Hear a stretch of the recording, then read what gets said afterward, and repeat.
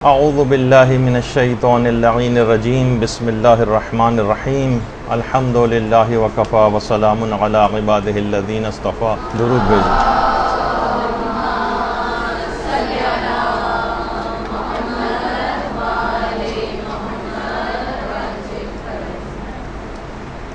آج کا دن گزرے گا اور جو شب شروع ہوگی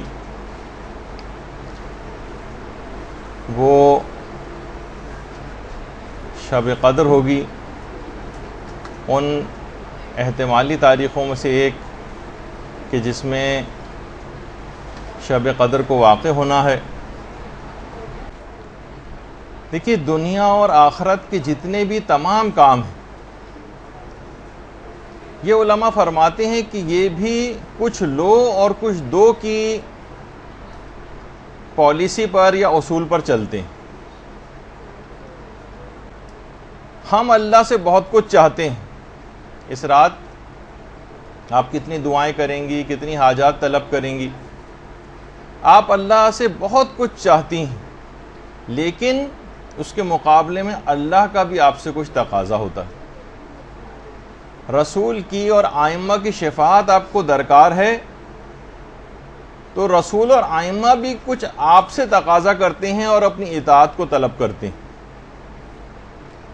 بالکل اسی طرح سے یہ جو رات شب قدر ہے، اس رات میں آپ کو بہت کچھ اس شب قدر سے چاہیے، بہت کچھ چاہیے۔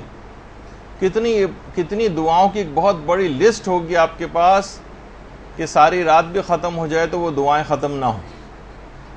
اتنا کچھ آپ کو اس شب قدر سے چاہیے، تو اس رات کا بھی آپ سے کچھ ایک تقاضا ہے۔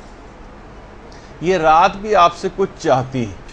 جیسے کہ میں نے کہا کہ چاہے دنیا ہو یا آخرت، چاہے کسی بھی طرح کا کوئی معاملہ ہو، ہر جگہ کچھ لو کچھ دو کا اصول چلتا ہے۔ جب شب قدر سے ہمیں اتنا کچھ چاہیے تو یہ شب قدر بھی ہم سے کچھ تقاضا کرتی۔ دیکھیے، ہر اسلامی حکم کی ایک علت ہے، ایک وجہ ہے۔ جتنے بھی اعمال آپ انجام دیتی ہیں، جتنے بھی آپ اذکار پڑھتی ہیں، جتنی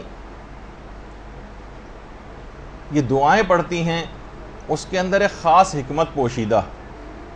عبادات کے اندر کچھ خاص اسرار ہیں، کچھ وجوہات ہیں، کچھ علتیں ہیں، کچھ حکمتیں ہیں، کچھ پیغامات پوشیدہ ہوتے ہیں۔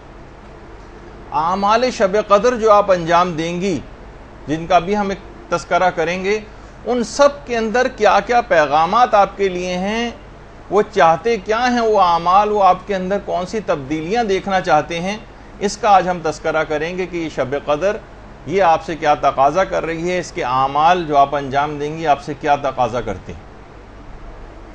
دیکھیے، ہر چیز کی ایک حکمت اور فلسفہ ہے نا، جو کہ ابھی ہم ڈسکس کر رہے ہیں۔ جیسے کہ نماز ہے، بری اور بے حیائی کی باتوں سے آپ کو روکتی ہے۔ روزہ ہے، اس کا بھی ایک وجہ بتائی گئی ہے تاکہ آپ کے اندر تقویٰ پیدا ہو جائے۔ زکوٰۃ ہے، یہ آپ کے مال کو پاک کرتی ہے، اس کا ایک الگ فلسفہ اور اس کے اندر ایک الگ پیغام ہے۔ وضو جو آپ انجام دیتی ہیں، یہ آپ کی روح کو پاکیزہ کرتا ہے۔ وضو یہ حسن نصر اللہ کی جوانی کی تصویر ہے، ارادوں کے اعتبار سے تو وہ ابھی بھی جوان ہے ماشاءاللہ، لیکن بہرحال تو وضو اس کے اندر انسان کی روح پاک ہوتی ہے۔ اسی طرح سے حج، یہ فقر و فاقے کو دور کرتا ہے اور مزید سینکڑوں ہزاروں لاکھوں فائدے حج کے۔ بس اسی طرح سے شب قدر کی اعمال کہ اس میں یہ رات جو کہ ہزار مہینوں سے بہتر ہے، اس کے اندر بھی کچھ ایسے ہی پیغامات موجود ہیں۔ اور اس شب قدر کا تقاضا یہ ہے، جو اس تمام باتوں کا ایک نچوڑ آپ کے سامنے شروع میں پیش کر دو، پھر ہم اس کو ایکسپلین کریں گے۔ شب قدر کے جتنے بھی اعمال ہیں، ان سب کا تقاضا یہ ہے کہ ان کو سارا سال اپنی زندگی پر محیط کر دیا جائے۔ یہ اس میں آپ کی تقدیر لکھی جاتی۔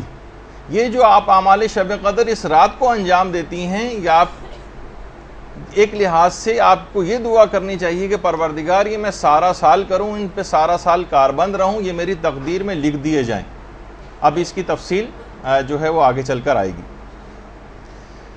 دیکھیے عبادات جو ہیں یہ کسی رسم کا نام نہیں، شب قدر کسی رسم کا نام نہیں، یہ گنتی کی کچھ عبادات کے مجموعے کا نام نہیں ہے کہ آپ نے 15 16 18 20 اعمال لکھ لیے اور اس کے بعد ٹک لگاتے چلے گئے، ایک فہرست آپ نے بنا لی۔ یہ آپ میں ایک بندگی پیدا کرنے کا جذبہ پیدا کرنا چاہتے ہیں، ایک بندگی کا۔ یہ رات آپ کے اندر ایک ایسا جذبہ پیدا کرنا چاہتی کہ پورے سال آپ کو کیا کرنا ہے، پورا سال کیسے گزارو، زندگی کا طریقہ کار کیا ہو۔ اور یہی وجہ ہے کہ پیغمبر اسلام ختمی مرتبت صلی اللہ علیہ وآلہ وسلم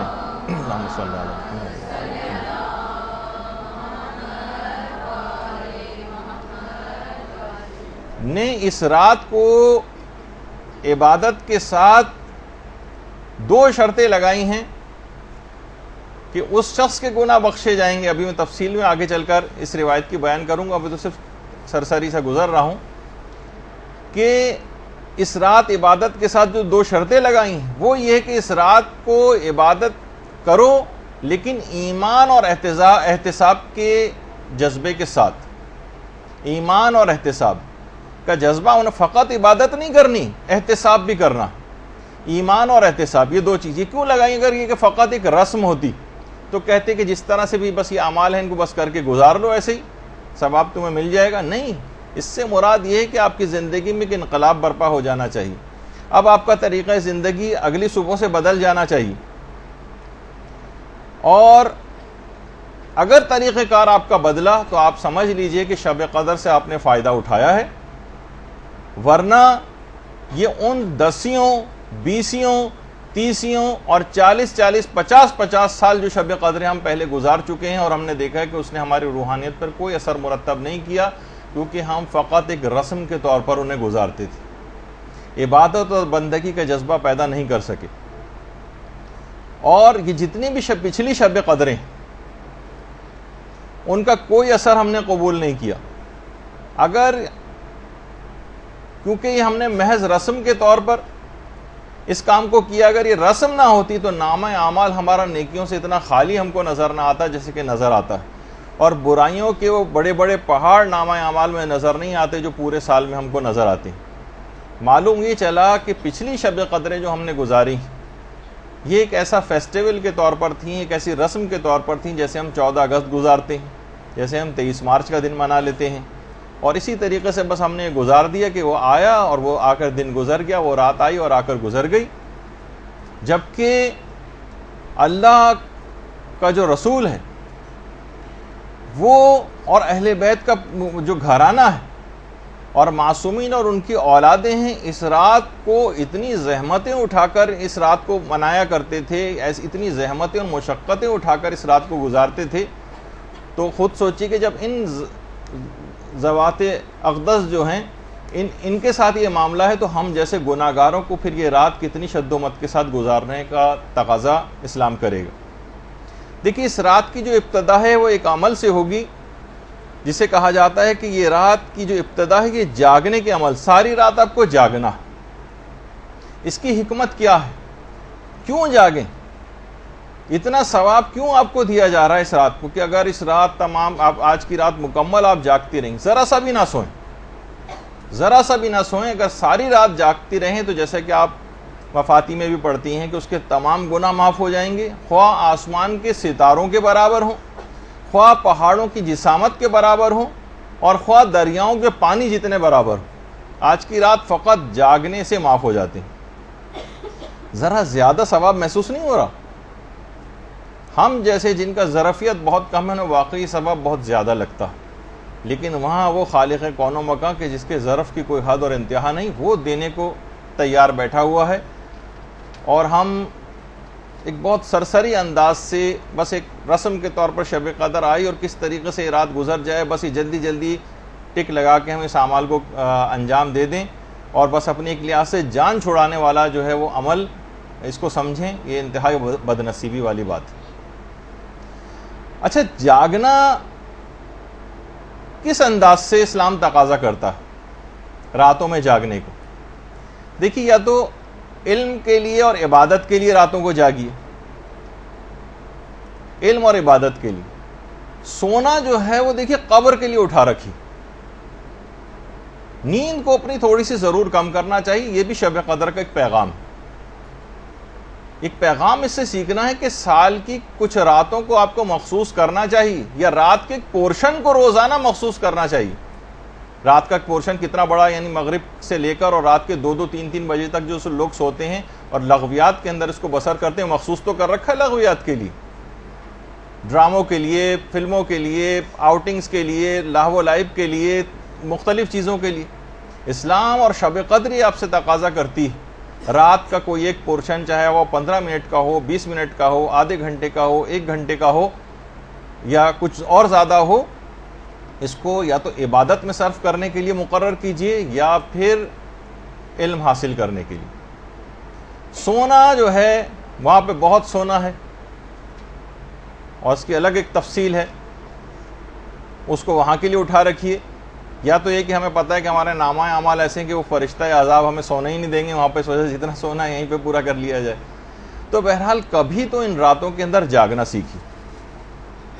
یاد رکھ لیجئے کہ آپ کا اس انداز سے علم اور عبادت کے لیے راتوں کو جاگنا جو شب قدر کا ایک پیغام ہے جاگنے کے ذریعے، ورنہ یہ بھی کہا جاتا ہے کہ سو لو 2 3 گھنٹے کے اندر اعمال کر لینا۔ کیوں تقاضا ہے کہ ساری رات جاگو اور اتنا زیادہ ثواب آپ کو دیا گیا ہے، تاکہ اس کو سال کے دیگر مہینے کی جو راتیں ہیں ان کے اندر بھی آپ اس کو رائج کریں، کہ آپ کا اس عبادت کے لیے رات کے اندھیرے میں یہ آپ کی قبروں میں اجالا بکھیر دے گا۔ راتوں کی قدر پہچانیے، راتیں بہت قیمتی ہیں۔ بہت سے علماء یہ بات بھی بیان فرماتے ہیں کہ راتیں دنوں سے افضل ہوتی ہیں۔ قرآن کا لوح محفوظ سے زمین پر نازل ہونا یہ رات کے وقت ہوا، انا انزلناہ فی لیلۃ القدر، یہ شب میں ہوا ہے، دن میں نہیں ہوا۔ اور علماء یہ بھی فرماتے ہیں کہ راتوں میں سے جو ایک رات ہے اس کے متعلق یہ بات کہی گئی ہے کہ یہ 1000 مہینوں سے افضل ہے۔ کسی دن کے متعلق یہ بات نہیں کہی گئی کہ فلاں دن جو ہے 1000 مہینوں سے افضل۔ شب جمعہ یہ بھی رات ہے، شب قدر یہ بھی راتیں ہیں، شب نیمہ شعبان اس کی کتنی فضیلت ہے، اور شب معراج اور شب برات وغیرہ، اسی طریقے سے شب عاشور، یہ ساری راتیں انتہا سے زیادہ عظیم راتیں۔ اور یہ بات بھی یاد رکھ لیجئے کہ تقدیریں جو آپ کی لکھی جاتی ہیں شب میں لکھی جاتی ہیں، دن میں نہیں لکھی جاتی۔ شب قدر میں آپ کی تقدیر لکھی جاتی ہے۔ رات کو بہرحال یہ کہ سکون اور اطمینان ہوتا ہے، دن پروردگار نے مشقت کے لیے بنایا۔ اور یہ جو راتیں ہیں اس کا جو 1/3 حصہ ہے وہ اس میں اللہ اپنے بندوں سے بہت قریب ہو جاتا ہے، بہت قریب۔ اور جو بندہ بھی بستر کو چھوڑ کر عبادت کے لیے جاتا ہے، اپنے پہلوؤں کو بستر سے الگ کرتا ہے، روایات میں ہے کہ اللہ اسے بغیر کسی حساب کے جنت میں داخل کرے گا، بغیر حساب کے۔ اللہم صلی علی محمد وعلی محمد۔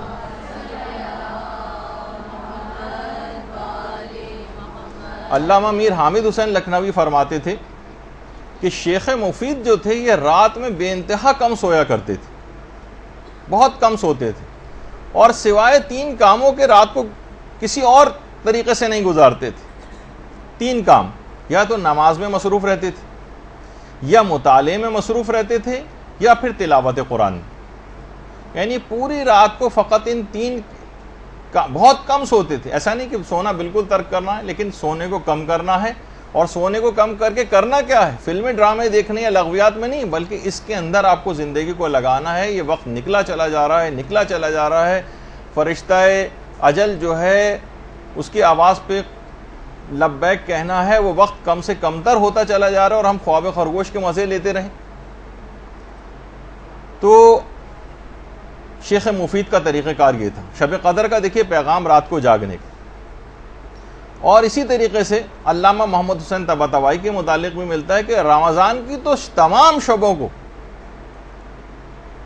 ابتدائے شب سے لے کر اور سحر تک مکمل تمام راتیں جاگ کر گزارتے تھے. رمضان کی تو تمام راتیں مکمل جاگ کر, اور اس میں بھی دعا, قرآن, نماز, تلاوت قرآن اور مختلف اذکار میں جو ہے مشغول رہتے تھے.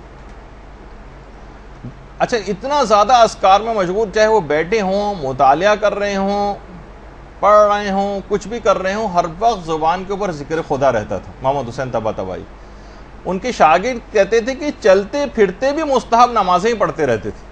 یعنی جو چل پھر رہے ہیں, آ جا رہے ہیں, بازاروں میں آ جا رہے ہیں, مستحب نمازیں پڑھتے ہوئے جا رہے ہیں, مستحب نمازیں پڑھتے ہوئے واپس آ رہے ہیں, کسی بھی لمحے کو ضائع نہیں کرتے تھے, اور کبھی اس کے بغیر رہتے ہی نہیں تھے. تو آپ نے دیکھا کہ محمد حسین طباطبائی نے بھی وہی زندگی پائی جو عام طور پر لوگ زندگی پاتے ہیں. وہ کیا کیا کچھ کر کے چلے گئے, اتنی ہی زندگی ہمارے پاس بھی ہے. وہ کیا کچھ کر کے چلے گئے, ہم بغیر کچھ کیے دنیا سے جانے والے ہیں. تو بہتر ہے کہ موقع بھی بہت اچھا ہے, اپنی شب قدر کا جو پیغام ہے نیند کو کچھ کم کیجیے, کیونکہ یہ خاندان اہل بیت کی خواتین کا بھی طریقہ کار رہا. حضرت فاطمہ بنت الحسین, اللہم صلی علی محمد و علی محمد,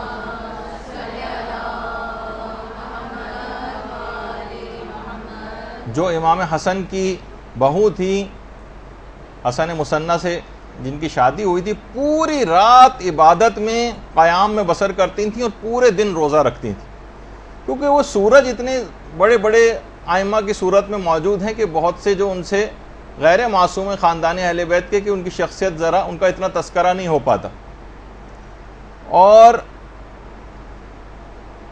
تو یہ بہت, کیونکہ وہ راتوں کی اہمیت سے واقف تھے, اور یہی وجہ ہے کہ بحر الانوار کی جو 87 جلد ہے اس میں کسی نے ہمارے چھٹے امام جعفر صادق علیہ السلام سے پوچھا,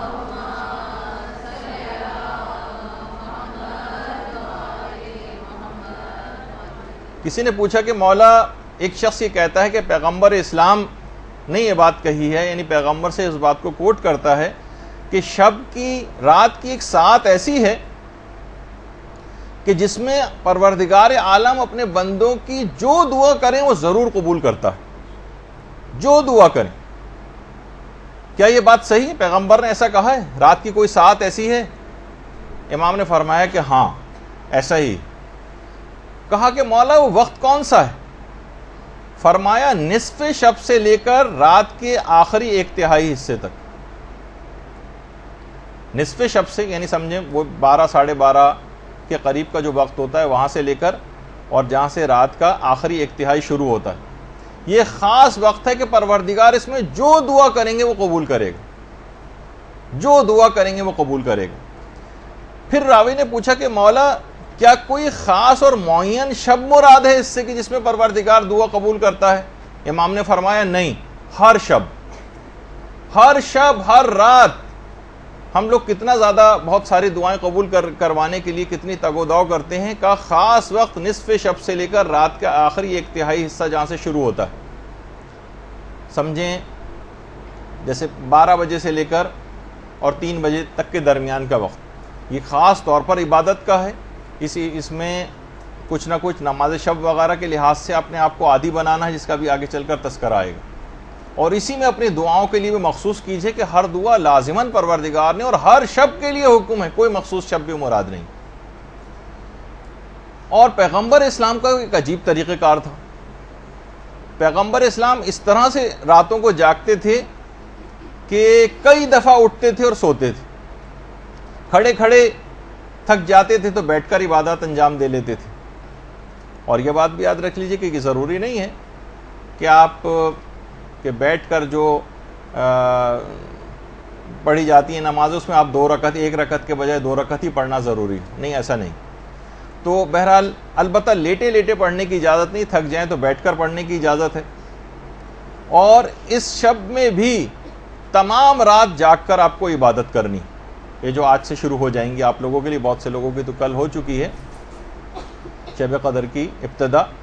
تو پروردگار عالم کچھ علماء فرماتے ہیں کہ فخر و مباحت کرتا ہے کہ اے فرشتوں دیکھو, جب یہ احتمالی تاریخوں میں میری اتنی عبادت و بندگی کر رہا ہے, تو اگر میں یقینی طور پہ بتا دیتا کہ شب قدر فلاں رات ہے تو اس کی عبادت و بندگی کا کیا حال ہوتا؟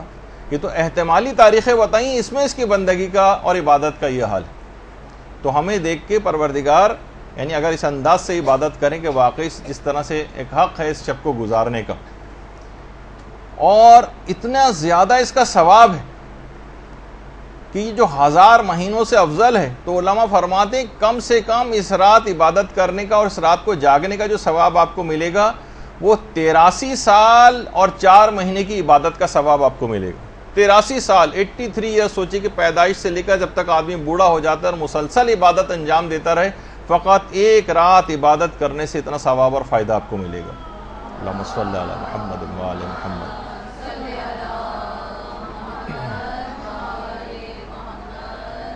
اب یہ جو اس شب داری کا جو ابتدا ہوئی ہے، یعنی رات میں کسی حد تک جاگنا، یہ آپ کو شب قدر کے اس سے پیغام لینا ہے کہ اب سال کی دیگر راتوں میں اپنی راتوں میں کوئی ایک وقت عبادت خدا کے لیے، چاہے وہ ویکینڈ ہو، چاہے وہ عام راتیں ہوں، علم حاصل کرنے کے حوالے سے، تلاوت قرآن کرنے کے حوالے سے، نمازیں اپنی قضا واجبات ادا کرنے کے حوالے سے کوئی ایک وقت ضرور مقرر کر لیں، ورنہ یہ وقت گزر جائے گا اور یہاں تک کہ ہمیں لوگوں کے کندھوں پر سوار ہو کے اپنی فائنل ڈیسٹینیشن تک پہنچ جانا ہو۔ اس سے پہلے کا وقت ہے، اس پہ آپ اپنی زندگیوں کو بدلنے کی کوشش کر لیں، اور شب قدر سے بہترین اس ابتدا کی کوئی رات ہو نہیں سکتی۔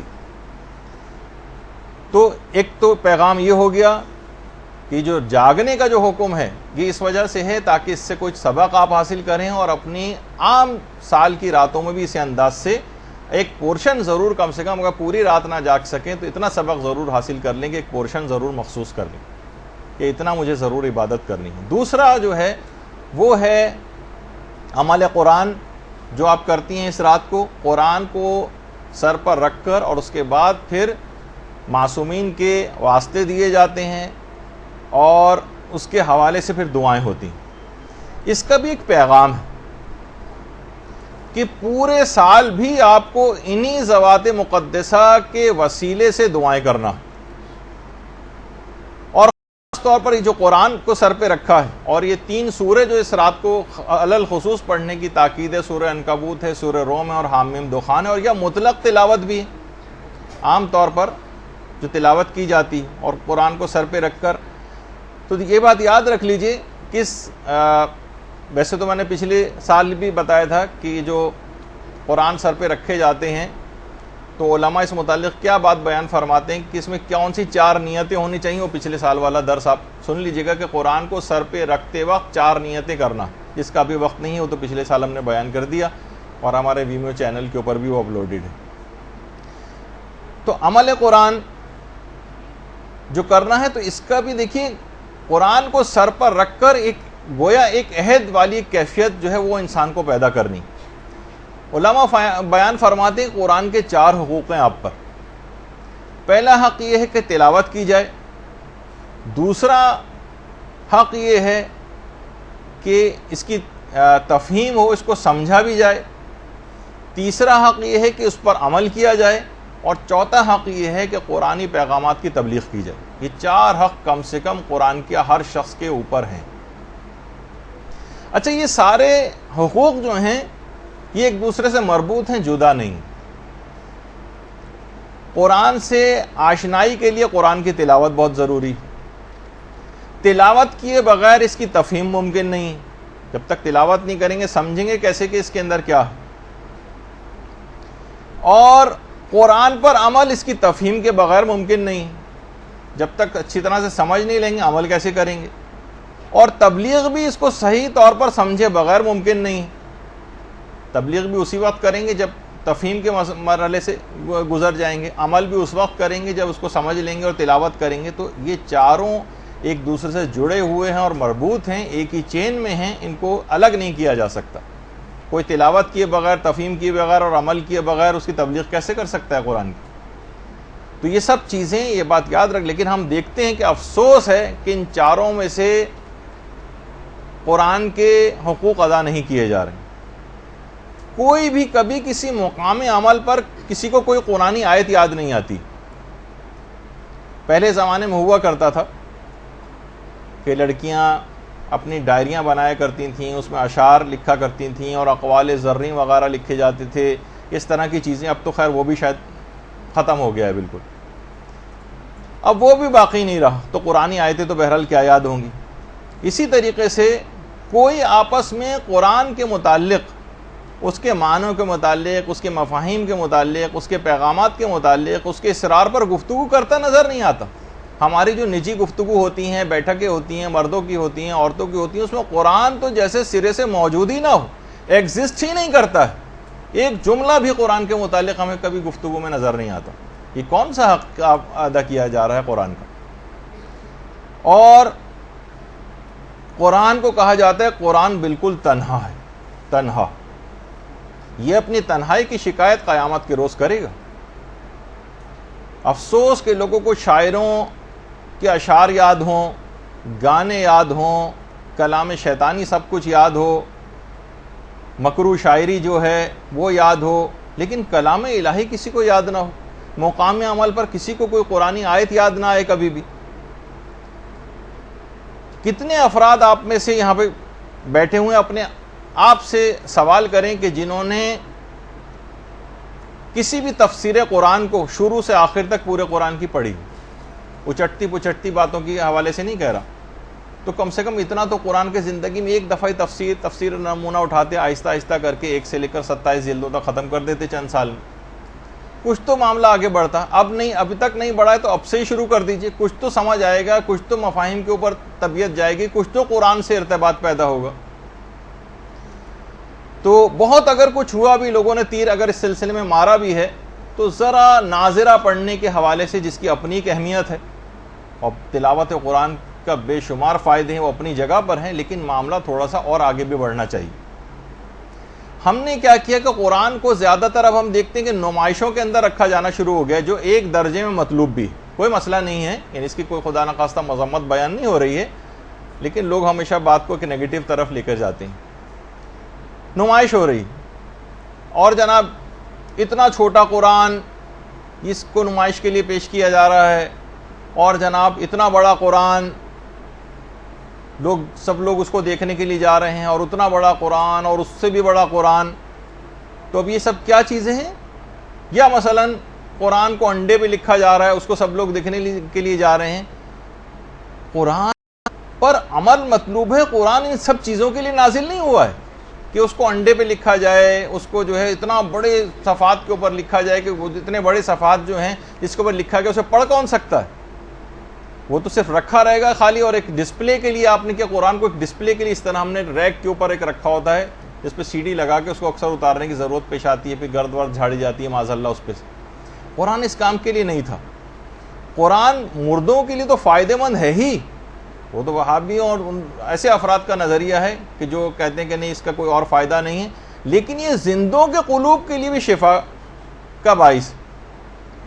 یہ مردہ دلوں کو زندہ کرنے والا ہے. یہ فقط مردوں کو پڑھنے کے لیے نہیں ہے کہ کوئی مرحوم ہو جائے تو ہم جو ہے صرف اس پہ قرآن پڑھنا شروع کر دیں. بلکہ جب علامہ طالب جوہری صاحب قبلہ یہاں پر تشریف لائے تھے مدرسے، شاید غالباً پچھلے ہی سال تھا یا اس سے اور پہلا، تو انہوں نے نیچے بیٹھے ہوئے گفتگو ہم لوگوں سے کر رہے تھے، تو اس میں ایک بات انہوں نے بہت اچھی کہی تھی کہ قرآن کو اتنا پڑھنا چاہیے، اتنا پڑھنا چاہیے، اتنا پڑھنا چاہیے کہ یہ گھس جائے، اس کے صفحات ڈھیلے پڑ جائیں، یہ بوسیدہ ہو جائے.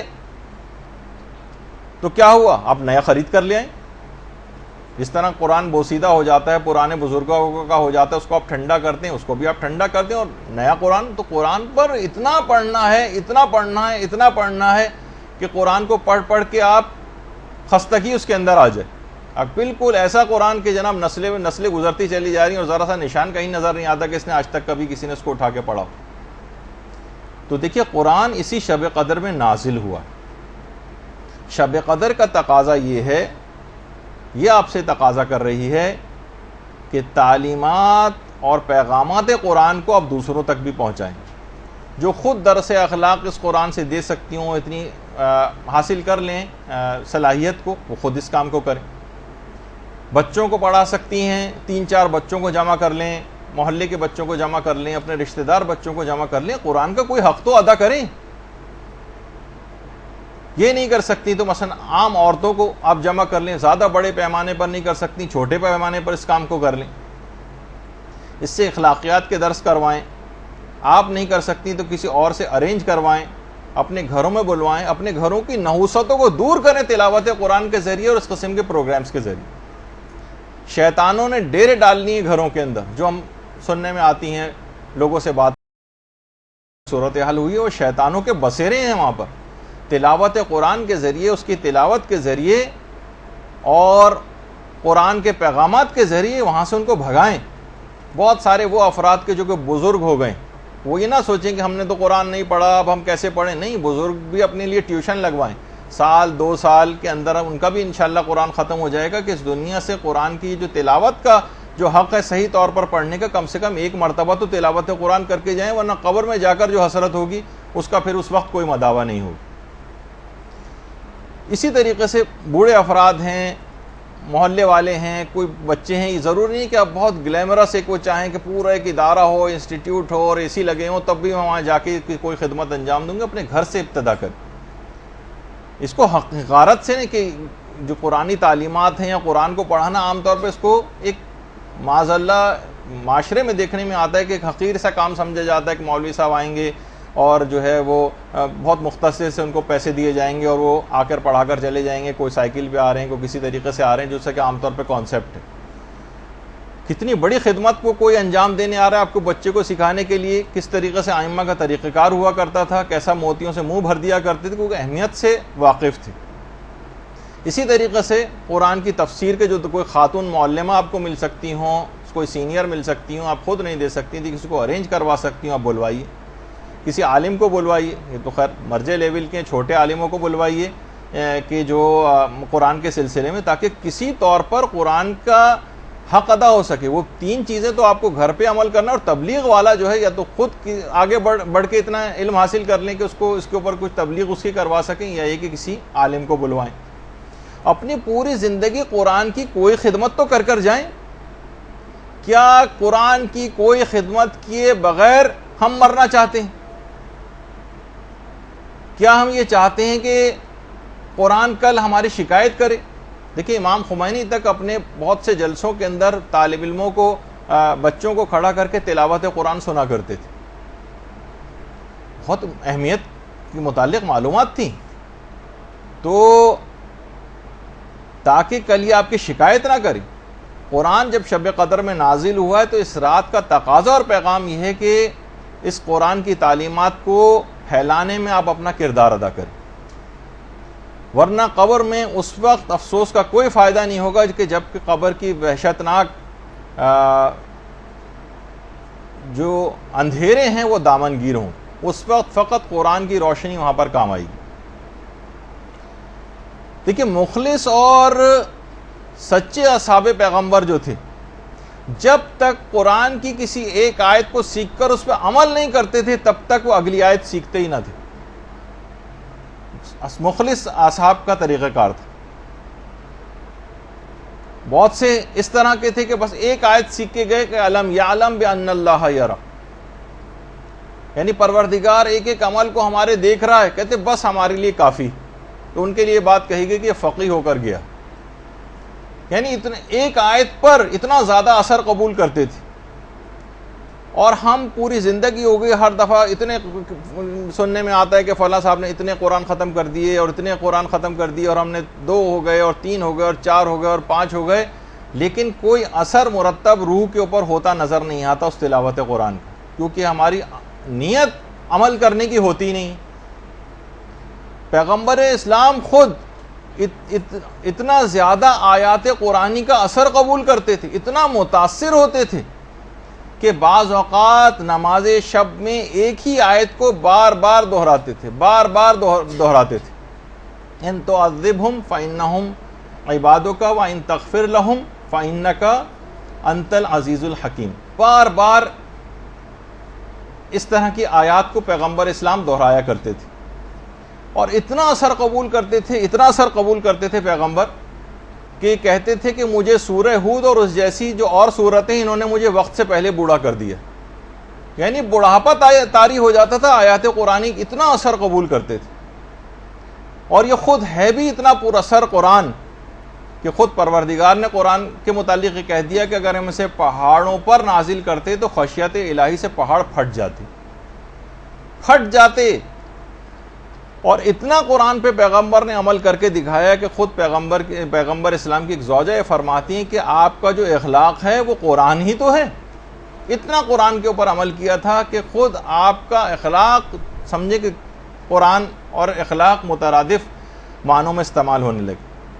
جیسے ہی آیات نازل ہوتی، دیکھیے ہمارے لیے بھی حکم ہے فقط تلاوت نہیں کرنا ہے، عمل کی کیفیت کیا ہونی چاہیے جیسے پیغمبر کی تھی. جیسے جیسے آیات قرآنی نازل ہوتی گئیں، پیغمبر کا عمل شدت کے ساتھ ان آیات قرآنی پہ بڑھتا چلا گیا.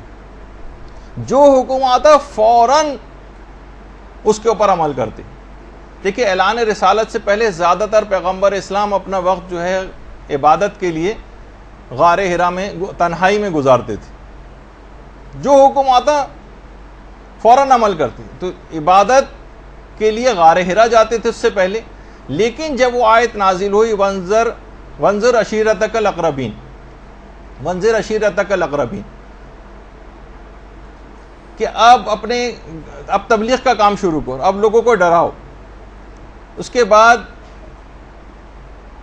پیغمبر نے ساری زندگی مکمل طور پر غار حرا کو ایک لحاظ سے ترک کر دیا اور مسلسل دعوت و تبلیغ کے اندر مشغول رہے، اور بالکل نہ گھبرائے، نہ کبھی اکتائے، نہ، اور آخری سانس تک تبلیغ کے اندر مصروف رہے. اچھا ادھر صبر و استقلال کا حکم آیا قرآن کے اندر، تو کافروں کی کتنی زیادہ مخالفت تھی. طائف میں جاہلوں نے کیسا پیغمبر پہ تشدد کیا تھا، اور مدینے کے جو یہودی تھے اور منافقین تھے ان کی سازشوں کے سامنے پیغمبر صبر و ثبات کا ایک پہاڑ بن کر کھڑے ہو گئے. ایسا عمل کیا. مدینے میں جب جہاد کا حکم آیا تو مدنی پوری زندگی جہاد سے عبارت ہو گئی. غزوات، سرایا، جنگ و صلح، لشکر کشی، فتوحات سے پوری زندگی اس کے بعد عبارت رہی. یہ سب کیا تھے؟ قرآنی آیات پر عمل کرتے جا رہے تھے.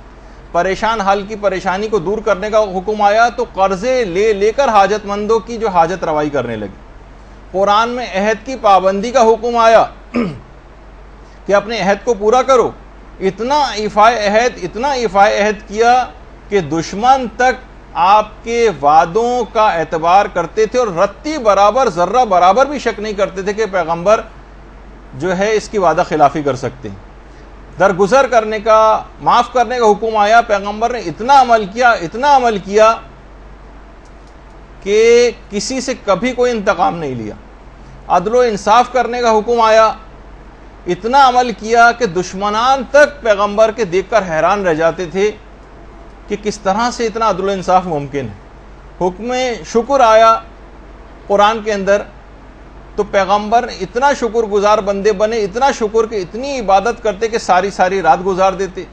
سوتے وقت سونے کے لیے جاتے تو شکر کرتے، جب بستر سے اٹھتے تو شکر کرتے، کوئی نعمت ملتی تو شکر کرتے، کھانا کھانے کے بعد شکر کرتے، لباس جب اس وقت تبدیل کرتے اس وقت شکر کرتے، آئینہ دیکھتے اس وقت شکر کرتے، چاند دیکھتے اس وقت شکر کرتے، وضو کرنے کے بعد شکر کرتے، بیمار پرسی کے لیے جاتے اس وقت شکر خدا انجام دیتے، خریداری کے لیے بازاروں میں جاتے تو شکر کرتے. کوئی زندگی کا لمحہ ایسا نہیں تھا کہ جب پیغمبر حمد و شکر نہ بجا لاتے ہوں قرآن پر عمل کرنے کی وجہ سے. اور جب قرآن کی وہ آیت نازل ہوئی کہ وَكُلُوا وَاشْرَبُوا وَلَا تُسْرِفُوا، کہ کھاؤ پیو اور اسراف نہ کرو، تو بھوک جب تک نہ لگتی نہ کھاتے پیغمبر. اور تھوڑی سی بھی اگر بھوک باقی رہ جاتی تھی تو اپنے ہاتھ کو کھینچ لیا کرتے تھے. پانی کے استعمال میں اتنا زیادہ محتاط ہو گئے کہ اس کے بعد کہا کہ اس پانی کے سلسلے میں بھی اسراف نہ کرو، اگرچہ تم بہتے ہوئے دریا کے قریبی کیوں نہ ہو. تو اتنی عبادت کرتے، اتنا شکر ادا کرتے کہ بالآخر پروردگار کو یہ کہنا پڑا کہ قوم اللیل الا قلیلا، کہ رسول ذرا کم عبادت کرو راتوں میں. کتنی مثالیں دی جائیں کہ پورا قرآن پیغمبر اسلام کی سیرت کا ترجمان بن گیا. یہ ہیں اللہم صلی علی محمد وعلی محمد.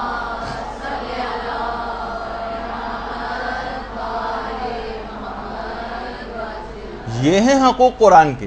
ایسا ہوتا ہے ان کے اوپر عمل اور ایسی ہوتی ہے ان کی تبلیغ. اتنا عمل کہ اس کے بعد پھر پیغمبر اسلام کے لیے پروردگار کو یہ کہنا پڑا کہ ان اللہ و ملائکتہ یصلون علی النبی یا ایھا الذین آمنوا صلوا علیہ وسلموا تسلیما.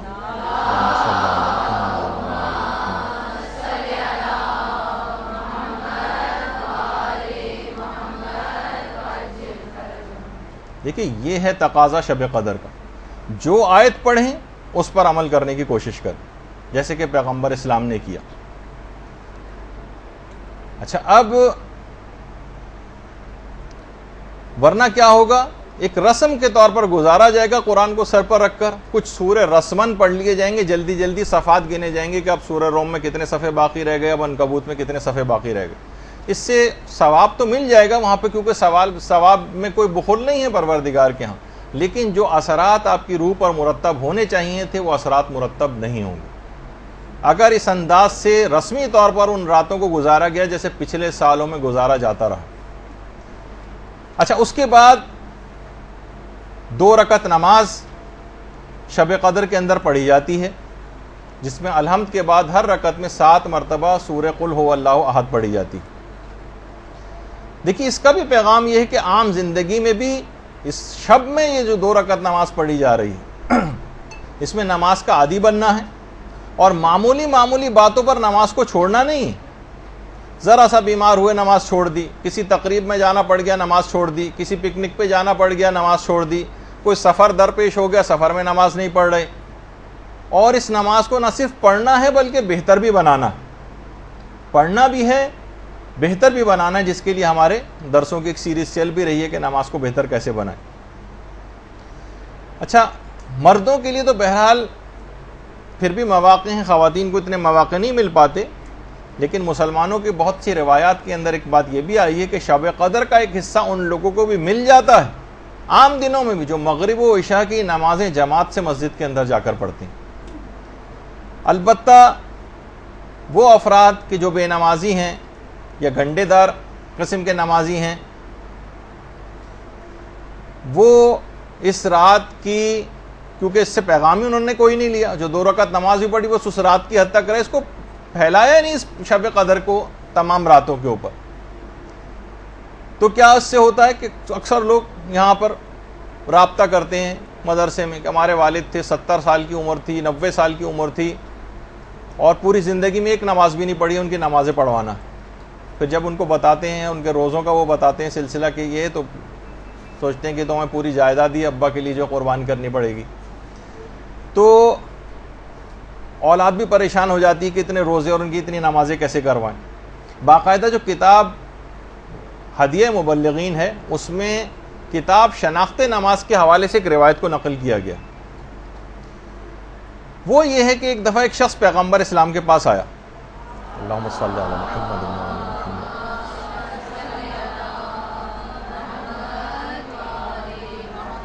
کہنے لگا یا رسول اللہ میں بہت مالدار شخص تھا, اب میں بالکل فقیر ہو گیا ہوں. پیغمبر نے کہا کیا تم نماز نہیں پڑھتے ہو؟ اس نے کہا پیغمبر اسلام میں تو 5 وقت کی نماز پڑھتا ہوں. پیغمبر نے کہا کیا تم روزے نہیں رکھتے؟ کہا کہ میں رمضان کے روزے تو چھوڑیے, میں 3 مہینے مسلسل رجب سے لے کر رمضان تک پابندی سے مستحب روزے تک رکھتا ہوں. پیغمبر اسلام تعجب میں پڑ گئے کہ ایسا کون سا اس نے گناہ کیا کہ اس کے مال سے برکت ختم ہو گئی. اس وقت جبریل امین نازل ہوئے اور کہا کہ یا رسول اللہ خدا درود و سلام آپ کے اوپر بھیجتا ہے, اللہم صلی علی محمد و علی محمد,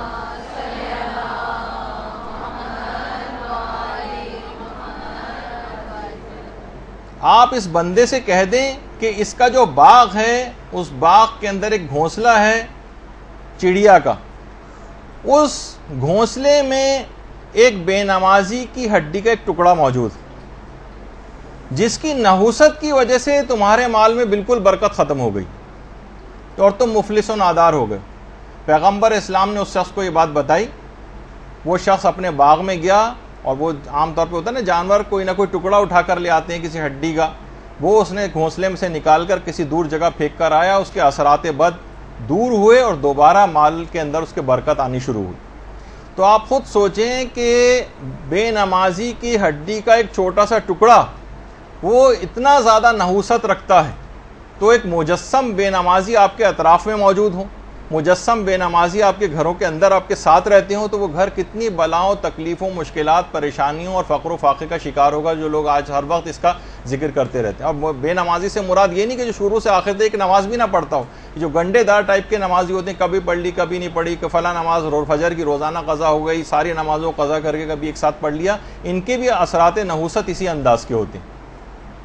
تو اگر آپ نے خود اپنے آپ کو نمازیں ٹھیک بھی کر رہی, لوگ بڑے پریشان ہوتے ہیں, جیسے اس نے آ کر کے میں 3 مہینے کے مستحب روزے بھی رکھتا ہوں, تمام نمازیں بھی پابندی کے ساتھ پڑھتا ہوں, کوئی واجبات اپنا چھوڑتا نہیں ہوں, پھر بھی میں مفلس ہوتا جا رہا ہوں. اس وجہ سے کہ آپ تبلیغ نہیں کر رہے ہیں اپنے اطراف والے لوگوں پر. وہ اگر ویسے ہی خراب رہے اور آپ ذاتی طور پر اپنے عمل کو اچھا کرتے چلے گئے, تو لا محالہ ان کے اثرات آپ تک پہنچیں گے, اور یہی بے برکتی اور نقصان کا سبب آپ بنیں گے. جیسے کوئی بہت بدبودار چیز کمرے, آپ لاکھ خوشبو لگا کے بیٹھے رہیں اور کوئی سڑی ہوئی مچھلی کمرے میں لا کے رکھ دیں, تو اس کے اثرات تک پہنچیں گے. آپ فقط اپنے لباس پر خوشبو سے اس گندے اور برے اور بدبودار چیز کے اثرات کو دور نہیں کر سکتے. تو بہت ضرورت اس بات کی, جبھی ہم بار بار اس بات کو کہتے ہیں کہ تبلیغات کے اندر آپ اپنے آپ کو بھی, اگر آپ کو ٹھیک کرنا ہے, اپنے حال کو بھی, تب بھی آپ کو تبلیغ کرنا پڑے گی, ورنہ دوسرے جو خراب ہوتے چلے جائیں گے آپ کے تبلیغ نہ کرنے کے نتیجے میں, اس سے آپ بھی متاثر ہوئے بغیر نہیں رہ سکتی. اور تو اس نماز کا ایک حق ہے شب قدر میں, اس کی تبلیغ کریں, لوگ اس کو پڑھنا شروع کریں, اور مسائل فقہ کے تحت صحیح طور پر نماز پڑھنا شروع کریں, اور نماز کو بہتر سے بہتر بنانے کے لیے اب اقدامات شروع کریں, اور اس شب میں اس کا حق ادا کرنے کی آپ نیت کریں, اور پھر پورا سال اس سلسلے میں کام بھی کریں. اور اگر کوئی شخص فقط پوری زندگی بھی اس نماز کے موضوع کی تبلیغ پہ لگا دے, تو اس نے ایک بہت بڑا کارنامہ جو ہے وہ انجام دے دیا. دیکھیے, اس 2 رکعت نماز شب قدر جو آپ پڑھیں گی, اور اس کے ساتھ ساتھ آپ کو نماز شب بھی پڑھنا ہے اسی رات کو, یہ بھی نماز کی کنٹینیوشن ایک ہی رات میں جو آپ کو نمازیں پڑھنی ہیں. اس میں ایک تو نماز واجب نماز ہے جو آپ کو مغرب عشاء کی پڑھنی ہے, اس کے بعد یہ 2 رکعت نماز شب قدر ہے, اور اسی رات آپ کو نماز شب کا پابندی کی بھی نیت کرنی. اس سے بہتر کون سی رات آئے گی جب آپ اس بات کا عہد کریں گی کہ اب مجھ سے نماز شب نہیں چھوٹنی چاہیے. جو بالکل مبتدی ہیں, جب تک بالکل نہیں پڑھتے ہیں, میں ریکمینڈ کروں گا کہ وہ 1 مہینے تک فقط 1 رکعت نماز شب سے ابتدا کریں. جب وہ مکمل پابندی کے ساتھ کم سے کم 1 مہینے تک 1 رکعت پڑھ لیں گی, تو پھر وہ 3 رکعت پہ چلی جائیں, پھر 3 مہینے تک 3 رکعت پڑھتی رہیں, اور اس کے بعد جب 3 مہینے تک عادی ہو جائے تو پھر آرام سے 8 رکعتیں اور 11 رکعتوں تک بھی جانا کوئی مسئلہ نہیں ہوگا. چلتے پھرتے بھی پڑھی جا سکتی ہیں, الحمد کے اوپر اکتفا بھی کیا جا سکتا ہے, تمام مستحبات بھی نکالے جا سکتے ہیں. چند منٹ کی یہ نماز, لیکن اس کا آپ کو عادی بننا پڑے گا. اور نماز شب کے متعلق یہ بات کہی جاتی ہے کہ یہ معنی گناہان آئندہ ہے اور کفارہ گناہان گزشتہ ہے. گزشتہ گناہوں کا کفارہ ہے اور آئندہ گناہوں سے بچانے والی چیز ہے. اور یہی وجہ ہے کہ باقاعدہ میں وہ تصویر تو نکال نہیں سکا کہ امام خمینی آپریشن سے پہلے جب مسلسل آکسیجن لگی ہوئی تھی, ایک تو یہ ہے آپ کے سامنے, اس کے بعد پھر ایک اور بھی ہے جس کی تصویر کا میرے پاس وقت نہیں تھا اس کو نکال سکوں, لیکن مسلسل ناک پہ آکسیجن لگی ہوئی تھی. اسی حالت میں امام خمینی نے اپنی واجب نمازیں, ظہر و عصر کی نماز اس میں پڑھی تھی آپریشن سے پہلے, حتیٰ اسی آکسیجن لگی حالت میں نماز شب بھی ادا کی تھی. ورنہ جو اتنا کریٹیکلی ال پیشنٹ ہو اور بالکل ایکسپائر ہونے والا ہو, اور اس کی جو صورتحال اس وقت ہوتی ہے کہ اس میں اپنے آپ کا اس کو ہوش نہیں ہوتا, اس میں بھی مستحب نمازیں حتیٰ کہ پوری 11 رکعت نماز شب آکسیجن لگے انہوں نے انجام دی. اللہم صلی علی محمد.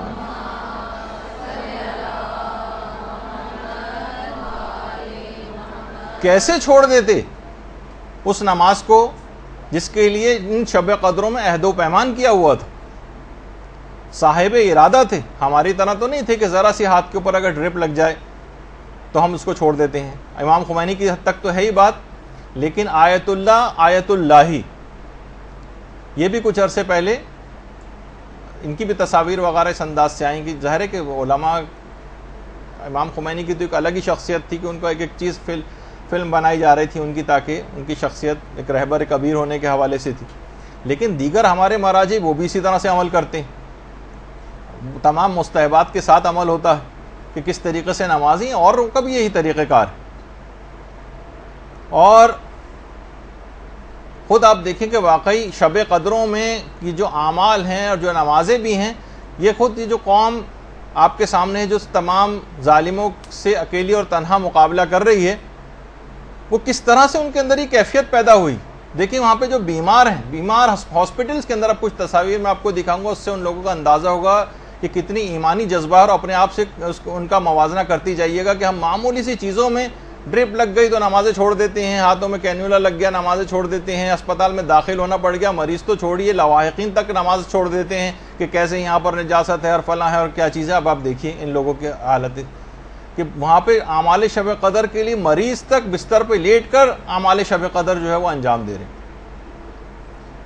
جو لواحقین ان کے ساتھ بیٹھے ہیں بجائے کہ فضولیات وقت ضائع کرنے کے, ٹی وی دیکھنے کے, وہ اس کے اندر مشغول ہیں. آپ خود سوچیں کہ ایمانی یعنی کسی بھی جگہ ہونا معنی نہیں ان کے لیے ہوتا ہے کہ وہ جو ہے اس رات کو عبادت جو ہے وہ انجام نہ دیں. حتیٰ کہ جو اتنے قریب المرگ ہیں ان تک کو جو ہے عمل قرآن وغیرہ کروایا جا رہا ہے, اہمیت سے آگاہ ہیں. اور خود پیرامیڈیکل اسٹاف اور ڈاکٹر حضرات بھی بیٹھ کے کرتے ہیں اعمال اسی طریقے سے. یا جو جہاز میں ہیں اور شب قدر گزارنی پڑ رہی ہے تو باقاعدہ ایک کونے میں بیٹھ کے لوگ باقاعدہ اپنے اعمال شب قدر تک انجام جو ہے وہ دیتے ہیں. یہ نہیں سوچتے کہ ہم تو سفر میں ہیں. مثلا جو لواحقین ہیں مریضوں کے, وہ مریضوں کے لیے بھی اور وہیں پہ بیٹھ کر اپنی جو ہے عبادتوں کو جو ہے وہ انجام دے رہے ہیں. کتنی خواتین اس طرح سے ہیں بالکل قریب المرگ عزیز ان کے موجود ہیں, ان کے جو سرہانے جو ہے وہ بیٹھی ہوئی خواتین ہیں, خود مریض حضرات بھی. یہ دیکھیے کہ باقاعدہ, ظاہر ہے کہ سب مریض تو اس طرح سے اسپتال میں نہیں ہوتے نا کہ کچھ بھی نہ کر سکیں, وہ بات بھی کر سکتے ہیں, کچھ چیز پڑھ بھی سکتے ہیں, تو وہ کیوں اپنے وقت کو جو ضائع کریں, وہ اس کو اس طور پر کام میں لے کر آتے ہیں. تو یہاں پہ بھی جو مریض ہیں ان کو کوشش کرنی چاہیے, ان کو چیزیں پڑھ سکتے ہو تو آپ پڑھنے کو ان کو چیزیں دیں. اور جو لواحقین ہیں وہ بھی وہیں بیٹھ کر مریض کی صحت یابی کی, حتیٰ کہ جو بالکل مرض موت میں بس اب انتقال ہوا کہ تب انتقال ہو, ان کو بھی عمل قرآن وغیرہ وہاں پر کروائے جاتے ہیں اور ان کی طرف سے لوگ جو ہے وہ کرتے ہیں. اور ہمارے ہاں ہمیں بالکل برخلاف, ہمیں ایک جگہ بھی کہیں ایسا نظر نہیں آتا. آپ سروے کر کے دیکھ لیجیے شب قدروں میں کسی بھی اسپتال میں جا کے کیا ہوتا. مریض خود اپنے بستروں میں بیٹھ کر وہ جو کھانے کی جو ایک ٹیبل ہوتی ہے اس پہ رکھ کر قبلہ رخ ہو کر, اگر قبلہ جو ہے وہ بالکل ان کے پشت کی طرف ہے بیڈ کی, تو وہ پورا مڑ کر اور کوشش کرتے ہیں کہ ہم ان اعمال کو اس رات کے اندر جو ہے انجام دیں. جو ریسیپشنسٹ ہوتے ہیں, جو کچھ ہوتے ہیں, وہیں پہ بیٹھ کر جتنا ممکن ہو ان کے لیے دعائیں وغیرہ پڑھنا, وہ دعائیں پڑھتے ہیں. بہت سی خواتین اس طرح انداز کی ہیں اور بہت سے مریض کے آکسیجن لگی ہوئی ہے, لیکن پھر بھی اس رات کو بہترین طریقے سے گزارنے والا ایک عمل جو ہے وہ انجام دیا جاتا ہے. بس آپ کو دکھانے کے حوالے تک ایک تشویق ہو, ایک ترغیب ہو, اور معنی نہ سمجھا جائے, مریضوں کو بھی یہ تمام چیزیں وہاں پر مہیا کریں, جو کر سکتے ہیں وہ خود کریں, ورنہ ان کے لواحقین اس کو انجام دیں. اچھا, اب باقاعدہ بہت سی کتابوں کے اندر ایک مرد صالح کا خواب جو ہے وہ نقل کیا گیا, جو بغیر نماز شب پڑھے سو گیا تھا. ہاتف غیبی کی آواز اس کو کان میں آئی کہ خدا کے بندے سو رہے ہیں جبکہ خدا ان کے درمیان بہشت رضوان تقسیم کر رہا ہے. یہ جو رات کا وقت ہے یہ بہشت کے تقسیم ہو, جنت کے تقسیم ہونے کا وقت ہے, جو پروردگار اپنے بندوں کو تقسیم کرتا. وہ اس نے سنا خواب میں, ہاتف غیبی یہ کہہ رہا ہے کہ خدا کے بندے اس وقت سو رہے ہیں جب خدا ان کے درمیان جنت رضوان تقسیم کر رہا ہے. لوگوں, جنت کے بارے میں قناعت نہ کرو, خدا کسی کی جنت کے درجات میں ہرگز اس وقت تک اضافہ نہیں کرے گا جب تک کہ وہ رات کی نیند کو کم نہیں کرے گا. جنت کے درجات میں ہرگز اضافہ نہیں ہوگا جب تک کہ رات کی نیند کم نہیں ہوگی. اچھا, کم نیند جو ہے وہ ٹی وی دیکھ کر نہیں کم کرنی ہے, فضول تقریبات میں جا کر کم نہیں کرنی ہے، بلکہ علم میں، عبادت میں، اذکار میں، دعاؤں میں اور نماز میں مشغول ہو کر کم کرنی۔ باقاعدہ فرشتے ہنستے ہیں نا، وہ جو کتنی دفعہ سر وسیم عام بھی آپ کو روایت سنا چکے کہ 3 موقعوں پہ فرشتے ہنستے ہیں، 3 موقعوں پہ روتے ہیں۔ انہوں نے جو ہنسنے کا موقع ہے ان میں سے ایک موقع یہ ہے کہ جو دن بھر فضولیات کے اندر مشغول رہے اور عشاء کے بعد پھر فضولیات میں دوبارہ مشغول ہو جائے، پھر ٹی وی کے سامنے آ کر بیٹھ جائے، پھر فلمیں دیکھنے لگے، پھر ڈرامے دیکھنے لگے، تو فرشتے ہنستے ہیں کہ اس بندے کا دل ابھی تک لغویات سے بھرا نہیں ہے کہ رات کو عشاء کے بعد پھر حرام اور مشکوک چیزوں کو دیکھنے میں مصروف ہو گیا ہے۔ تو بہرحال یہ پھر لغویات کے اندر جو ہے وہ مشغول ہو گیا۔ تو ایک بہت بڑی اور اہم اس کی وجہ یہ ہے کہ ہم سے جو عبادتیں نہیں ہو پاتی۔ دیکھیے ایک بات اس کا آج بھی اس میں بہت ہمیشہ سے ہمارے ہر درس میں اس کا کوئی نہ کوئی تذکرہ آ جاتا ہے کہ آخر اس کے باوجود اتنی اہمیت آپ سن رہی ہیں، لیکن اس کے باوجود بھی اٹھ کر جائیں گی تو کتنی کم عامل ہو پائیں گی اس پہ، یہ جو سننے والے ہیں۔ اس کی ایک وجہ کیا ہے؟ وجہ حرام اور مشکوک کمائیاں، خمس اور دیگر حقوق ایسے مالی واجبات ہیں کہ جو کہ ادا نہیں ہوئے، اور اس وجہ سے وہ ہمیں نماز شب پڑھنے ہی نہیں دیتے۔ آیت اللہ شیخ قدوسی کہہ رہے ہیں کہ نیہاوند ایک علاقہ ہے، وہاں کے ایک مومن نے ایک دفعہ کھانے کی مجھے دعوت دی۔ میں کھانا کھانے کے لیے گیا، لیکن کھانا کھانے کے بعد ایک ایسا خمار دماغ پہ میرے سوار ہوا کہ مجھے نیند آ گئی۔ نماز شب تو کیا ملتی، نماز فجر بھی قضا ہو گئی۔ آیت اللہ شیخ قدوسی نے بیان کیا۔ اچھا، کیونکہ روحانی طور پہ بہت بلند عالم دین تھے، کہہ رہے میں متوجہ ہوا، یعنی کشف جو چیزیں ہوتی، تو معلوم یہ چلا کہ اس کی جو کمائی اور ارننگ ہے اس میں اشکال، مشکوک کمائی کی بنا پر میری جو ہے نماز، اتنے بڑے عارف کی بھی جو نماز شب جو قضا ہوئی، حتیٰ کہ نماز فجر تک قضا ہو گئی، اور جبکہ اپنا ذاتی مال بھی نہیں تھا، کسی اور کا مشکوک مال تھا جو ان کے جسم میں چلا گیا تھا، تو کتنے اثرات اس نے رکھے۔ تو یہ سب چیزیں بہت آپس میں ملتی جلتی چیزیں ہیں۔ اور اصفہان کے جو ایک مبلغ تھے حجت الاسلام سید محمد حسین مدرس، انہوں نے بھی ایک واقعہ نقل کیا کہ وہاں کے طلباء نے ایک دفعہ جشن منعقد کیا تھا عید زہرا کے سلسلے میں، اور آخوند ملا کاشی بہت بڑے عارف اور عالم اس زمانے میں تھے، ان کو بلایا۔ اچھا، آخوند کاشی کے متعلق یہ بات بتا دوں کہ آخوند کاشی وہ تھے کہ جو اپنی ہر مستحب نماز تک کے قنوت میں دعائے ابو حمزہ سمالی پڑھتے تھے۔ آخوند کاشی، اللہم صلی اللہ علیہ وسلم۔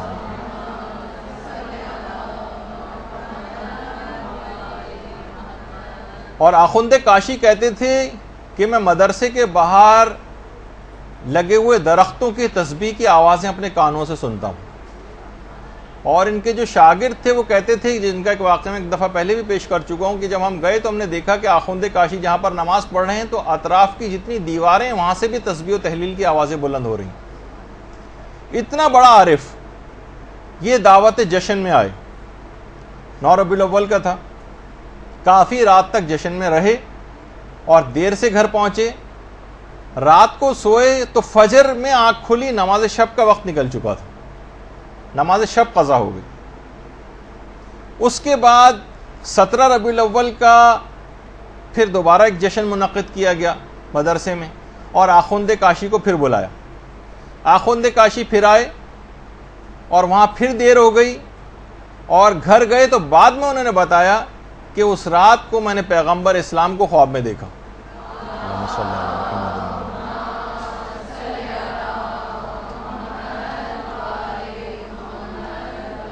اس سے پہلے عید زہرا والے پروگرام میں گئے تھے، جب نماز قضا ہوئی تھی، اب تو نماز قضا نہیں ہوئی، ہو ہی رہے تھے کہ پیغمبر خواب میں آ گئے اور کہا کہ اس سے پہلے میں نے اپنی بیٹی فاطمہ کی خوشنودی قلب کے لیے تمہاری اس رات نماز شب نہ پڑھنے کے عمل کو معاف کر دیا تھا، آج پھر سو رہے ہو، اٹھو اور نماز شب پڑھو۔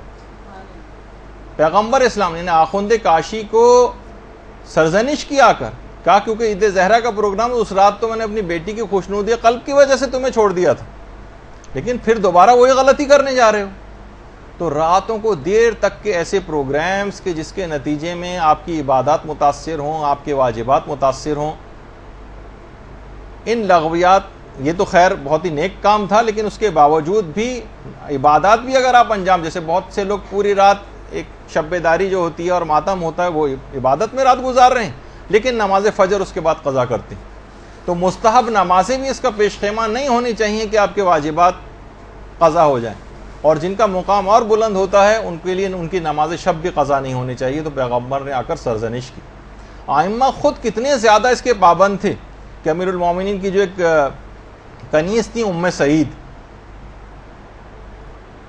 وہ یہ بات بیان فرماتی ہیں کہ تمام شب امیر المومنین عبادت میں مصروف رہتے تھے، اور رمضان اور غیر رمضان سب امیر المومنین کے لیے برابر تھے، سب برابر. اور ابھی شب ضربت آج ہی کی رات کو ہے. جب مسجد کوفہ کے لیے نکل رہے تھے تو آسمان کی طرف دیکھ کر امیر المومنین نے یہ بات کہی تھی کہ اے صبح گواہ رہنا کہ کبھی ایسا نہیں ہوا کہ تو طلوع ہو رہی ہو اور علی سو رہا ہو. درود بھیجیے محمد عالم.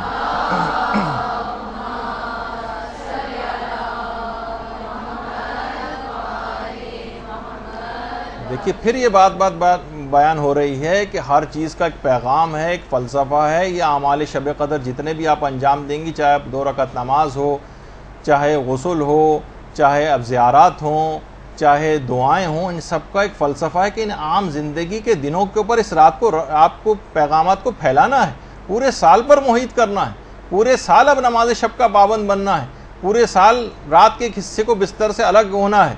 اور یہی وجہ ہے کہ جو سجدے ہیں، یہ جو نمازیں ہیں، یہ اس حد تک سوچی کہ جو ہستیاں ان کی اہمیت سے واقف تھیں. جیسے کہ حضرت مریم کے متعلق ملتا ہے کہ جب اسرائیل ملک الموت آئے تھے ان کے پاس اور آخری خواہش ان سے دریافت کی تھی، تو انہوں نے کہا تھا کہ اتنی مہلت مجھے دے دو کہ میں سجدے میں چلی جاؤں اور اس کے بعد پھر میری روح کو نکال لینا. اور ہمارے علماء میں سے شیخ جواد انصاری حمدانی، جن کا اکثر تذکرہ آتا ہے، یہ خود فرماتے ہیں کہ حمدان میں ایک مومن نے، اچھا خود حمدانی تھے، اور جب بھی کبھی علماء اس طرح کی کوئی بات کرتے ہیں تو اپنا ذکر نہیں کرتے. ایک مومن کے ساتھ ایسا ہوا جبکہ خود مراد ہوتے ہیں. کہتے ہیں کہ حمدان میں ایک مومن نے نماز شب کے لیے جب وہ اٹھا تو دیکھا کہ 500 گھروں کی جو حدود ہے حمدان میں، اس میں ایک گھر میں زمین سے آسمان کی طرف ایک نور ساطع ہو رہا. باقاعدہ رسالہ جو لقاء اللہ ہے اس کے اندر بھی یہ واقعہ ہے. تو اسے الہام ہوا اس مومن کو کہ اس مکان میں حضرت حجت نماز شب کو ادا فرما رہے ہیں.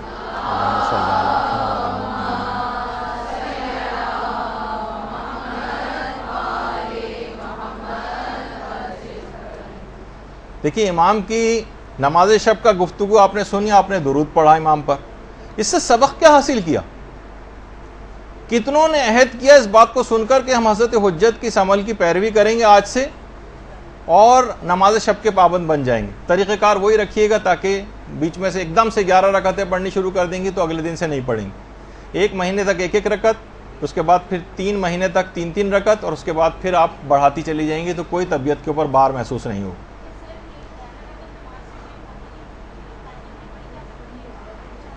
ہاں مختلف ٹائمنگز میں بھی پڑھ سکتے ہیں، خیر وہ تو اس کے مسئلے الگ ہیں، لیکن اس کا پابند ہونا. اچھا اب نمازوں ہی کے سلسلے میں مومنین کا ایک طبقہ ایسا ہوگا جو آج کی رات جو ہے وہ قضاء عمری کی نمازیں پڑھے گا. مساجد کے اندر باقاعدہ 6 دن کی نمازیں اس انداز سے پڑھائی بھی جاتی ہیں. تو اس کا بھی ایک پیغام ہے، وہ یہ ہے کہ یہ رات واجبات اتارنے کی رات بھی، اور اس کا پیغام یہ کہ سارا سال بھی اب واجبات اتارنے کی فکر آپ کو کرنی، اس کو پورے سال کے اوپر جاری کرنا. جبھی شب قدر کے وہ تمام فوائد اور جو اثرات ہیں وہ پورے سال آپ حاصل کریں گے. اپنے واجبات اتاریے، نہ صرف نمازیں اتارنے کی فکر کریں بلکہ روزے اتارنے کی فکر کریں، اپنے کفارے اتارنے کی فکر کریں، اپنے فدیے اتارنے کی فکر کریں. خواتین ہیں روزوں کے سلسلے میں جو نہیں رکھے کفارے تاخیر واجب ہوتے ہیں، پچھلی زندگی میں جو اگلے سال تک روزے نہیں رکھے ان کا کفارے تاخیر دینا ہوتا ہے. بہت سے لوگوں کے اوپر حج واجب ہے، حج کے لیے نہیں جاتے، بہت سی خود ساختہ مجبوریوں کی وجہ سے. شرعی مجبوری ہوتے ایک الگ بات ہے. بہت سے لوگوں کے عمرے غلط ہوئے ہیں, جب تک عمرہ ادا نہیں صحیح طور پر ادا کر لیتے, حج عمرہ جو ہے وہ اس کا احرام باقی رہتا ہے, اس کو اتروانے کی فکر ہونی چاہیے. لوگوں کی امانتیں واپس کرنے کی فکر ہونی چاہیے. رد مظالم ادا کریں, لوگوں کے حقوق ادا کریں. کسی سے قرضہ لیا ہوا تو وہ ادا کریں. یہ حقوق کے ادا کرنے کی رات ہے. یعنی اس رات قضا واجب نمازیں جو پڑھی جاتی ہیں, اس کا پیغام ہے کہ سارا سال بھی آپ کوشش کریں کہ آپ اتاریں اپنے ذمے سے یہ سب چیزیں. اور کتنے ایسی چیزیں ہیں دیکھیے کہ حتیٰ کہ فطرے لوگ سوچتے ہیں فطرہ تو ہم ہر سال دیتے ہی. خود ہمارے استاد محترم بیان فرماتے تھے کہ ایک بہت بڑی غلطی ہمارے ہاں ایک یہ بھی ہونے لگی ہے کہ گھروں کا نا کوئی سسٹم صحیح طور پر بن نہیں پاتا ہے. پتہ ہی نہیں چلتا کہ گھر میں سربراہ گھر کون ہے. باپ اس طرح سے کاروبار میں اپنے ساتھ اپنے بچوں کو شامل کر لیتا ہے کہ بچوں کا پتہ نہیں چلتا کہ یہ اس کاروبار کے مالک ہیں یا باپ مالک ہے. تو بہت سی چیزیں طے نہیں کی ہوئی ہیں ہم لوگوں نے, تو اس کی وجہ سے بہت سے پرابلمس ہوتے ہیں. اب جس کے ڈیپینڈنٹس میں سے شمار ہوتے ہیں اس کے اوپر فطرہ واجب ہوتا ہے. اب اگر اولاد نے نکال بھی دیا اور باپ جو ہے سربراہ فیملی تھا, چاہیے کمائی باپ کے ہاتھ میں کیوں نہ لا کے دیتے ہوں, باپ ریٹائرڈ ہے گھر پہ بیٹھے ہوئے, نہیں سربراہ گھر وہ ہے, تو اس کو ان کا فطرہ بہت سارے فطرے کے مسئلے. تو اب اگر ان بچوں نے فطرہ نکال بھی دیا اور باپ نے نہیں نکالا, تو جب تک جائیداد تقسیم نہیں ہو سکتی باپ کے مرنے کے بعد, جب تک وہ سارے فطرے بھی نہ نکال دیے جائیں جو اولاد نے خود نکال دیے تھے اور باپ کے اوپر واجب تھے اور اس نے نہیں نکالے تھے. تو بہت سے اس کے اندر مسئلے ایسے ہو جاتے ہیں. فطروں کے مسئلے, کیونکہ اگلی جو کلاس ہوگی وہ چاند اور فطرے کے مسائل سے ریلیٹڈ ہی آپ لوگوں کی ہوگی, تو اس کے اندر اس کی جو ہے تفصیل سن لیجئے گا. تو اسی طرح سے تو لوگوں کے مال میں کچھ حقوق ہوتے ہیں, ان کو آپ کو نکالنا پڑے گا. اور مرحوم کلباسی ایک عالم گزرے ہیں, جو شب قدر کا دیکھیے پیغام یہی بتایا جا رہا ہے کہ اپنے واجبات اتارنے کی رات ہے, اور اگر آپ نے واجبات نہیں اتارے تو یہ ایسے برے اثرات رکھتے. بازی کی ہڈی والا واقعہ آپ نے سنا کہ اس سے کتنے اثرات ہوئے. اسی طرح سے لوگوں کے حقوق اگر آپ کے مال میں ہوں گے تو وہ بھی ایسی بے برکتی اور نقصانات کا سبب بنیں گے. مرحوم کلباسی یہ وہی ہیں جن کے متعلق ہم نے پچھلے سال بیان کیا تھا کہ یہ شب قدر کو حاصل کرنے کے لیے کہ مجھے سال کی کوئی ایک رات ہے نا, سال کی 365 راتوں میں یہ جاگتے رہے, 360 یا 365 راتیں مسلسل جاگتے رہے کہ مجھے تاکہ یقینی طور پر شب قدر حاصل ہو جائے. اچھا, یہ تاجر بھی تھے, بزنس مین تھے. ایک دفعہ مال تجارت کے لیے ان کی کشتی اور کشتیوں کے ساتھ ان کی کشتی بھی گئی ہوئی تھی. تو اطلاع آئی کہ ایک طوفان آیا ہے اور ساری جو مال تجارت کی جو کشتیاں ہیں وہ سب کی سب ڈوب گئیں, سب کی سب ڈوب گئیں. انہوں نے کہا کہ مجھے یقین نہیں ہے, میرا مال مخمس تھا, سارے میں نے حقوق ادا کیے ہوئے تھے, ممکن ہی نہیں ہے کہ مجھے اس بات پہ یقین نہیں آتا کہ میری کشتی ڈوب گئی ہوگی.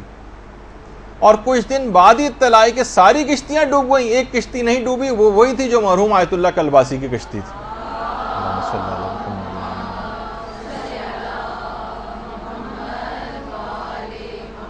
دیکھیں یہ بات یاد رکھ لیجئے کہ جب تک اس کو بند کر دیجیے,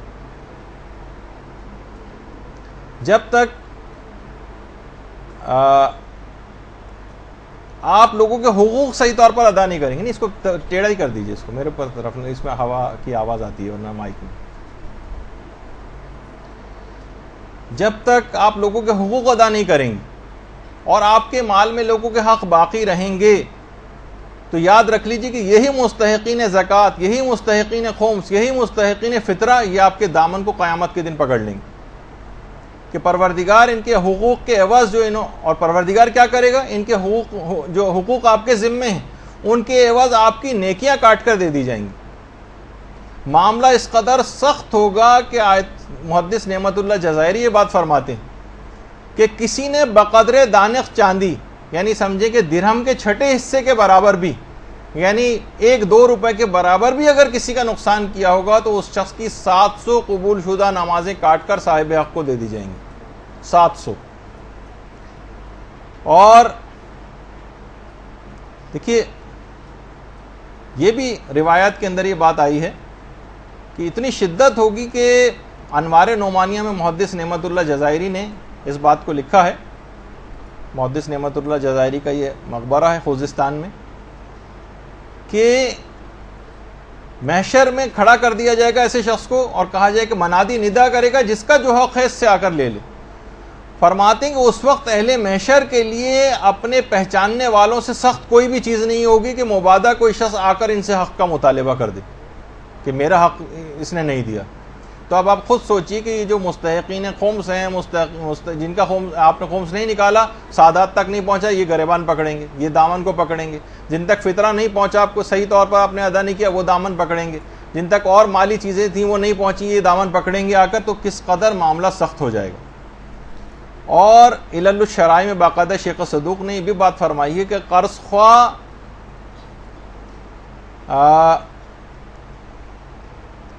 یہ جو ہیں یہ آ کر مقروض کا دامن پکڑیں گے, یہ ہمیں واپس کر سکتا تھا قرضہ لیکن اس نے اس کے باوجود بھی واپس نہیں کیا. تو پھر قرض خواہ کو اس کی نیکیاں کاٹ کر دی جائیں گی, اور اگر وہ نیکیاں بھی ختم ہو جائیں اس کے پاس تو پھر جو قرض خواہ ہے اس کے گناہ کاٹ کر مقروض کے نامہ اعمال میں لکھے جائیں گے.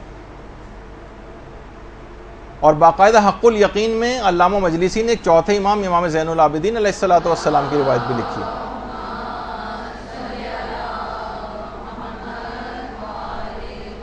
کہ مولا اگر مسلمان کو کافر سے کوئی حق طلب کرنا ہے تو اس کی تلافی کیسے ہوگی؟ وہ تو جہنمی ہے, نیکیاں اس کے پاس ہیں ہی نہیں. امام نے فرمایا اس کے حق کے برابر کافر کے عذاب میں اضافہ کر دیا جائے گا. اور جب بھی یہی وجہ ہے کہ پیغمبر اسلام نے جو ایک سوال کیا تھا اپنے اصحاب سے, جس کی ہم نے ایک پوسٹ بنا کے بھی لگائی تھی, مفلس کون؟ ایک دن رسول اللہ نے اپنے اصحاب سے پوچھا جانتے ہو کہ مفلس کون ہے؟ صحابہ نے عرض کیا کہ مفلس وہ ہے جس کے پاس مال و دولت, باغات اور سرمایہ نہ ہو. رسول نے فرمایا میری امت کا مفلس وہ ہے جو قیامت کے دن اس حال میں آئے گا کہ اس کے پاس نماز, روزہ, زکوٰۃ جیسے اعمال موجود ہوں گے, لیکن اس نے زندگی میں کسی کو گالیاں دی ہوں گی, کسی کو تہمت لگائی ہوگی, کسی کا مال ہڑپ کیا ہوگا, کسی کا ناجائز خون بہایا ہوگا. ایسے شخص کی نیکیاں اس کے متاثرین کو دے دی جائیں گی. اگر اس کی نیکیاں کم پڑیں گی تو اس کی متاثرین کی برائیاں اس کے نامہ اعمال میں ڈال دی جائیں گی اور اسے دوزخ میں ڈال دیا جائے گا. ایسا شخص سچ مچ مفلس. تو آپ خود سوچئے کہ یہ تمام چیزیں ایسی ہیں کہ یہ اصلاً مفلس ہو جائیں گے. اس رات قضا واجبات اپنے اتارنے ہیں, قضا نمازیں اتارنے کا جو پیغام ہے وہ یہی ہے کہ اپنے واجبات اتارو. اور یہ اتنا عظیم ثواب دلواتا ہے واجبات اپنے اتارنا, یہ کسی کو اس کا حق واپس کرنا. مثلا قرضے کا 1 روپیہ بھی آپ نے کسی کو واپس کیا تو پیغمبر اسلام کی باقاعدہ ایک روایت ہے کہ جب کوئی 1 درہم اپنے طلبگاروں کو واپس کرتا تو یہ عمل اسے 1000 سال کی عبادت کا ثواب دلواتا ہے, 1000 غلام آزاد کرنے کا ثواب دلواتا ہے, اور 1000 حج و عمرے سے بہتر ہے یہ عمل.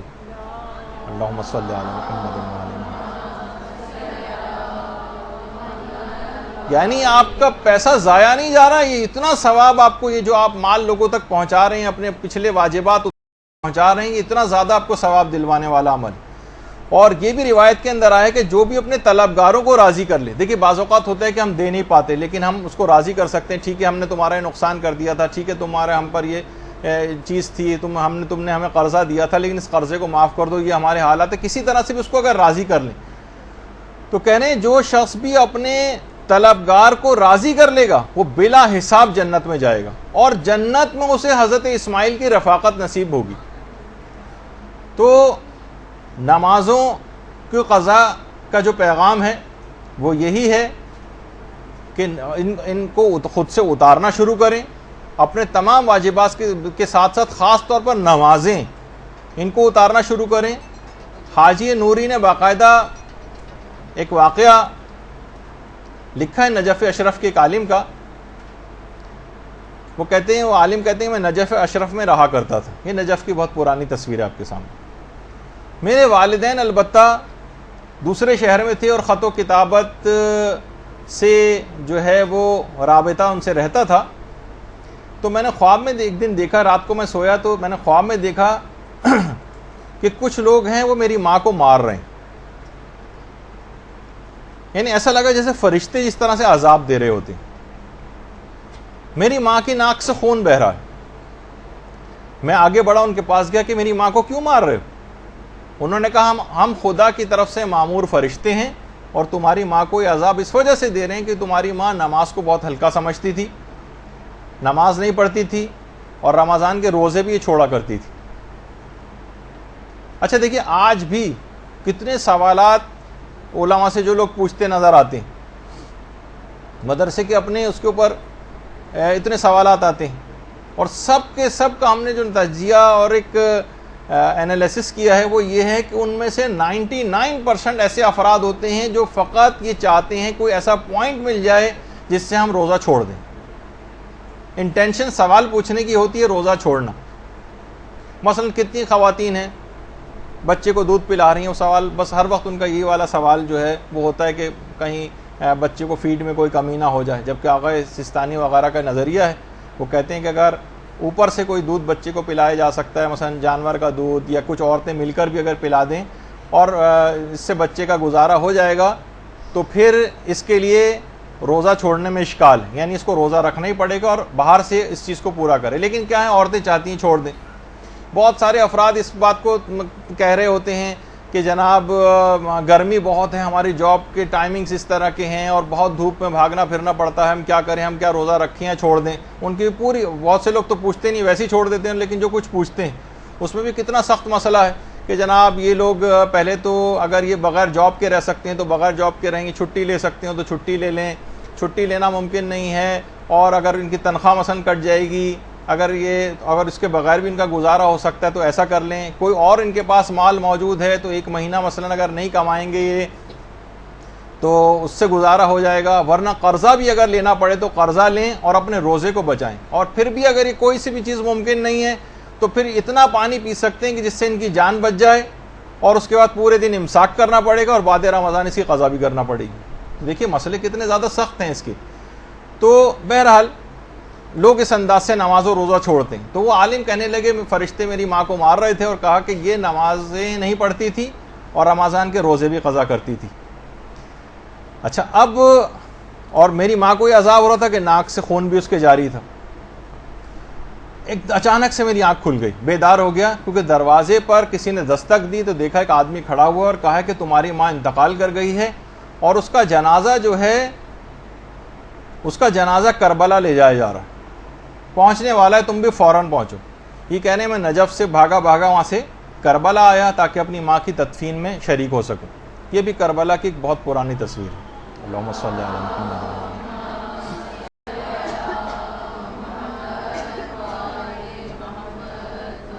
میں تیزی سے بھاگتا ہوا اپنے ماں کے جسم کے پاس گیا جو تابوت کے اندر رکھا ہوا تھا, تو میں نے دیکھا کہ میری ماں کے کفن کے اوپر خون لگا ہوا ہے.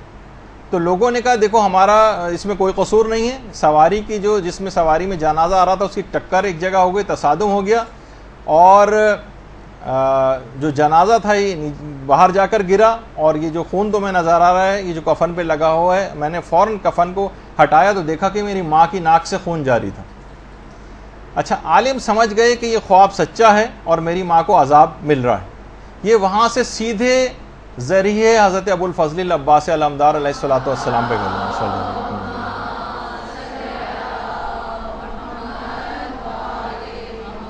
ایک بہت پرانی تصویر ہے حضرت عباس کے روضے کی, اور اب تو ماشاءاللہ ذریعہ جو ہے وہ بہت ہی پرشکوہ ہو چکی ہے.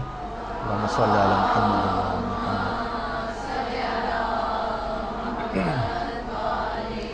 کہنے لگے میں ذریعہ پر گیا اور حضرت عباس علمدار سے متوسل ہوا, اور میں نے التجا کی اور وعدہ کیا حضرت عباس سے کہ میں اپنی ماں کی ساری قضا نمازیں اترواؤں گا, سارے روزے بھی جو ہے وہ رکھوا دوں گا, اور اس کے بعد ماں کو دفن کیا گیا. کہہ رہے تدفین کے 2 ماہ تک کا تو میں نے انتظام کیا, 2 ماہ تک. البتہ 2 مہینے کے بعد کچھ ایسی مصروفیات ہوئیں کہ میں مزید نمازیں اور روزے انجام نہیں دلوا سکا, میرے دماغ ہی سے نکل گیا. وہی خواب دوبارہ پھر میں نے دیکھا, فرشتے پھر آ رہے ہیں معی ماں کو عذاب دے رہے ہیں. تو میں نے فرشتوں سے جا کے کہا کہ میں تو ابو الفضل العباس کے پاس جا کر اپنی ماں کا جو ہے وہ معاف کروا چکا تھا یہ سب چیزیں. تو انہوں نے کہا کہ ہاں, لیکن تم نے اپنے وعدے کو پورا نہیں کیا اور ماں کے قضا واجبات نہیں اتارے, لہٰذا عذابوں کا سلسلہ پھر شروع ہو گیا. میں نے فوراً دوبارہ وعدہ کیا، بیدار ہوا، اس کے بعد میں نے خود اجارے پر نہیں بلکہ خود اپنی ماں کی ساری نمازیں پڑھی اور سارے روزے خود ادا کیے۔ تو دیکھیے یہ تمام چیزیں بھی ایسی ہیں کہ اپنے نماز و روزے کو اتارنا ہے۔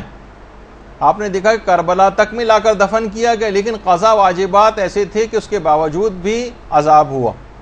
البتہ یہ ضرور ہے کہ ظاہر ماں ایسی سرکش ہوگی، ورنہ اگر کوئی عام گناہ گار ہے، چند نمازیں قضا ہیں، کچھ ہیں، تو انشاءاللہ امام کے جوار میں، کیونکہ وہ تو جگہ ایسی ہیں کہ بہرحال وہاں عذاب قبر جو ہے وہ ختم ہو جاتا ہے، لیکن کچھ اہمیت بتانے کے لیے کہ نمازیں اور روزے قضا کرنا اتنا عظیم گناہ ہے کہ بعض اوقات ان مشاہد مشرفہ میں دفن ہونا بھی عذاب کو ختم نہیں کروا سکتا، تاکہ لوگوں کو ایک جرت پیدا نہ ہو اور ان کی واجبات کی اہمیت کو سمجھیں۔ تو پیغام شب قدر یہ بنا کہ دیکھیے نئی زندگی اور نئے سال کی ابتدا ایک لحاظ سے ہو رہی، کیونکہ نئے سرے سے آپ کی تقدیر لکھی جا رہی ہے اگلے سال کی۔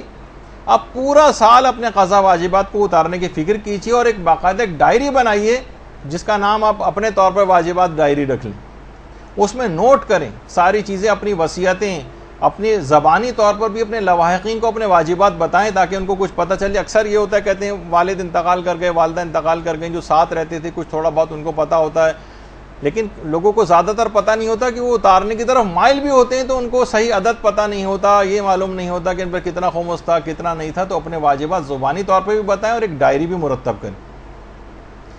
اچھا اب دیکھیے واجبات اتارنے کے لیے جب انسان مائل ہوتا ہے تو اسے صحت و سلامتی اور عافیت، بیماری میں کھڑا نہیں ہوا جا رہا ہے۔ اب لوگ اکثر یہ پوچھتے ہیں کہ اب بالکل ہماری ہمت اور طاقت نہیں ہے، اپنی قضا نمازیں کیسے پڑھیں؟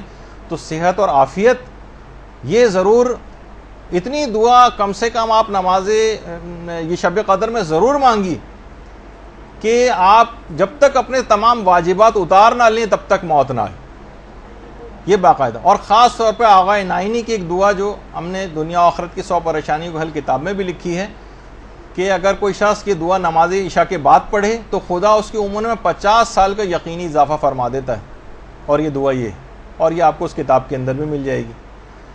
اور میں آپ سے یہ بات کہوں گا اپنے طور پر ایک ریکمنڈیشن کے طور پر کہ اگر ممکن ہو تو یہ کسی پرچے پہ، کتاب پہ لکھ لیں، اور جو نماز شب قدر 2 رکعت پڑھیں آپ، اس کے قنوت میں آپ اپنے لیے، اپنے رشتہ داروں کے لیے، علماء کرام کے لیے، مجتہدین اعظام کے لیے، سب کو بھی عام کر سکتی ہیں۔ اور آج کل جتنی جس اعتبار سے قتل و غارت گری ہو رہی ہے اور لوگوں کی زندگیوں کے چراغ گل کیے جا رہے ہیں، 50 سال کا مومنین کی عمر میں یقینی اضافے کے لیے اس کے قنوت میں اس دعا کو پڑھیں۔ اچھا اسی طرح سے اس کوشش کریں کہ دعاؤں کو دوسروں کے لیے زیادہ سے زیادہ آپ انجام دیں اس رات۔ جب یہ علامہ مجلسی نے مفاتی میں جا کے دیکھیے گا کہ اپنے رشتہ داروں کے لیے اور اپنے عزیز و اقارب کے لیے دعائیں، دوسروں کے لیے دعائیں کرنے کی بہت تاکید آئی، دوسروں کے لیے دعائیں۔ یہی وجہ ہے کہ آیت اللہ حسن زادہ عاملی، جن کا پچھلی مرتبہ بھی تذکرہ ہوا تھا، یہ فرماتے ہیں کہ جب میں یہ آیت اللہ حسن زادہ عاملی کی جوانی کی تصویر، کہ میں جب اپنے استاد آیت اللہ سید محمد حسین طباطبائی کی خدمت میں گیا تو آیت اللہ طباطبائی نے آیت اللہ حسن زادہ عاملی کو ایک بات بتائی، اور وہ ہمارے لیے بھی ہے۔ کہتے ہیں کہ میں نے جب سے ہوش سنبھالا ہے، آیت اللہ محمد حسین طباطبائی، جب سے میں نے ہوش سنبھالا ہے اور اپنے آپ کو شناخت کیا ہے، تب سے میں نے ایک دعا بھی آج تک اپنے لیے نہیں مانگی، اور ہمیشہ دعاؤں کو سب کے لیے عام کیا ہے اور سارے مومنین کو اس میں شامل کیا ہے۔ باقاعدہ جو ان کی کتاب ہے 1001 کلمہ، اس میں آیت اللہ حسن زادہ عاملی نے یہ بات لکھی اور کہا کہ مجھ پر اس بات کا بہت ہی زیادہ اثر ہوا تھا جب یہ آیت اللہ محمد حسین طباطبائی نے مجھے یہ بات بتائی تھی۔ اور شہزادی بھی یہی وجہ سے، شہزادی کی سیرت سامنے تھی کہ جو کہ اللہم صلی علی محمد و علی محمد،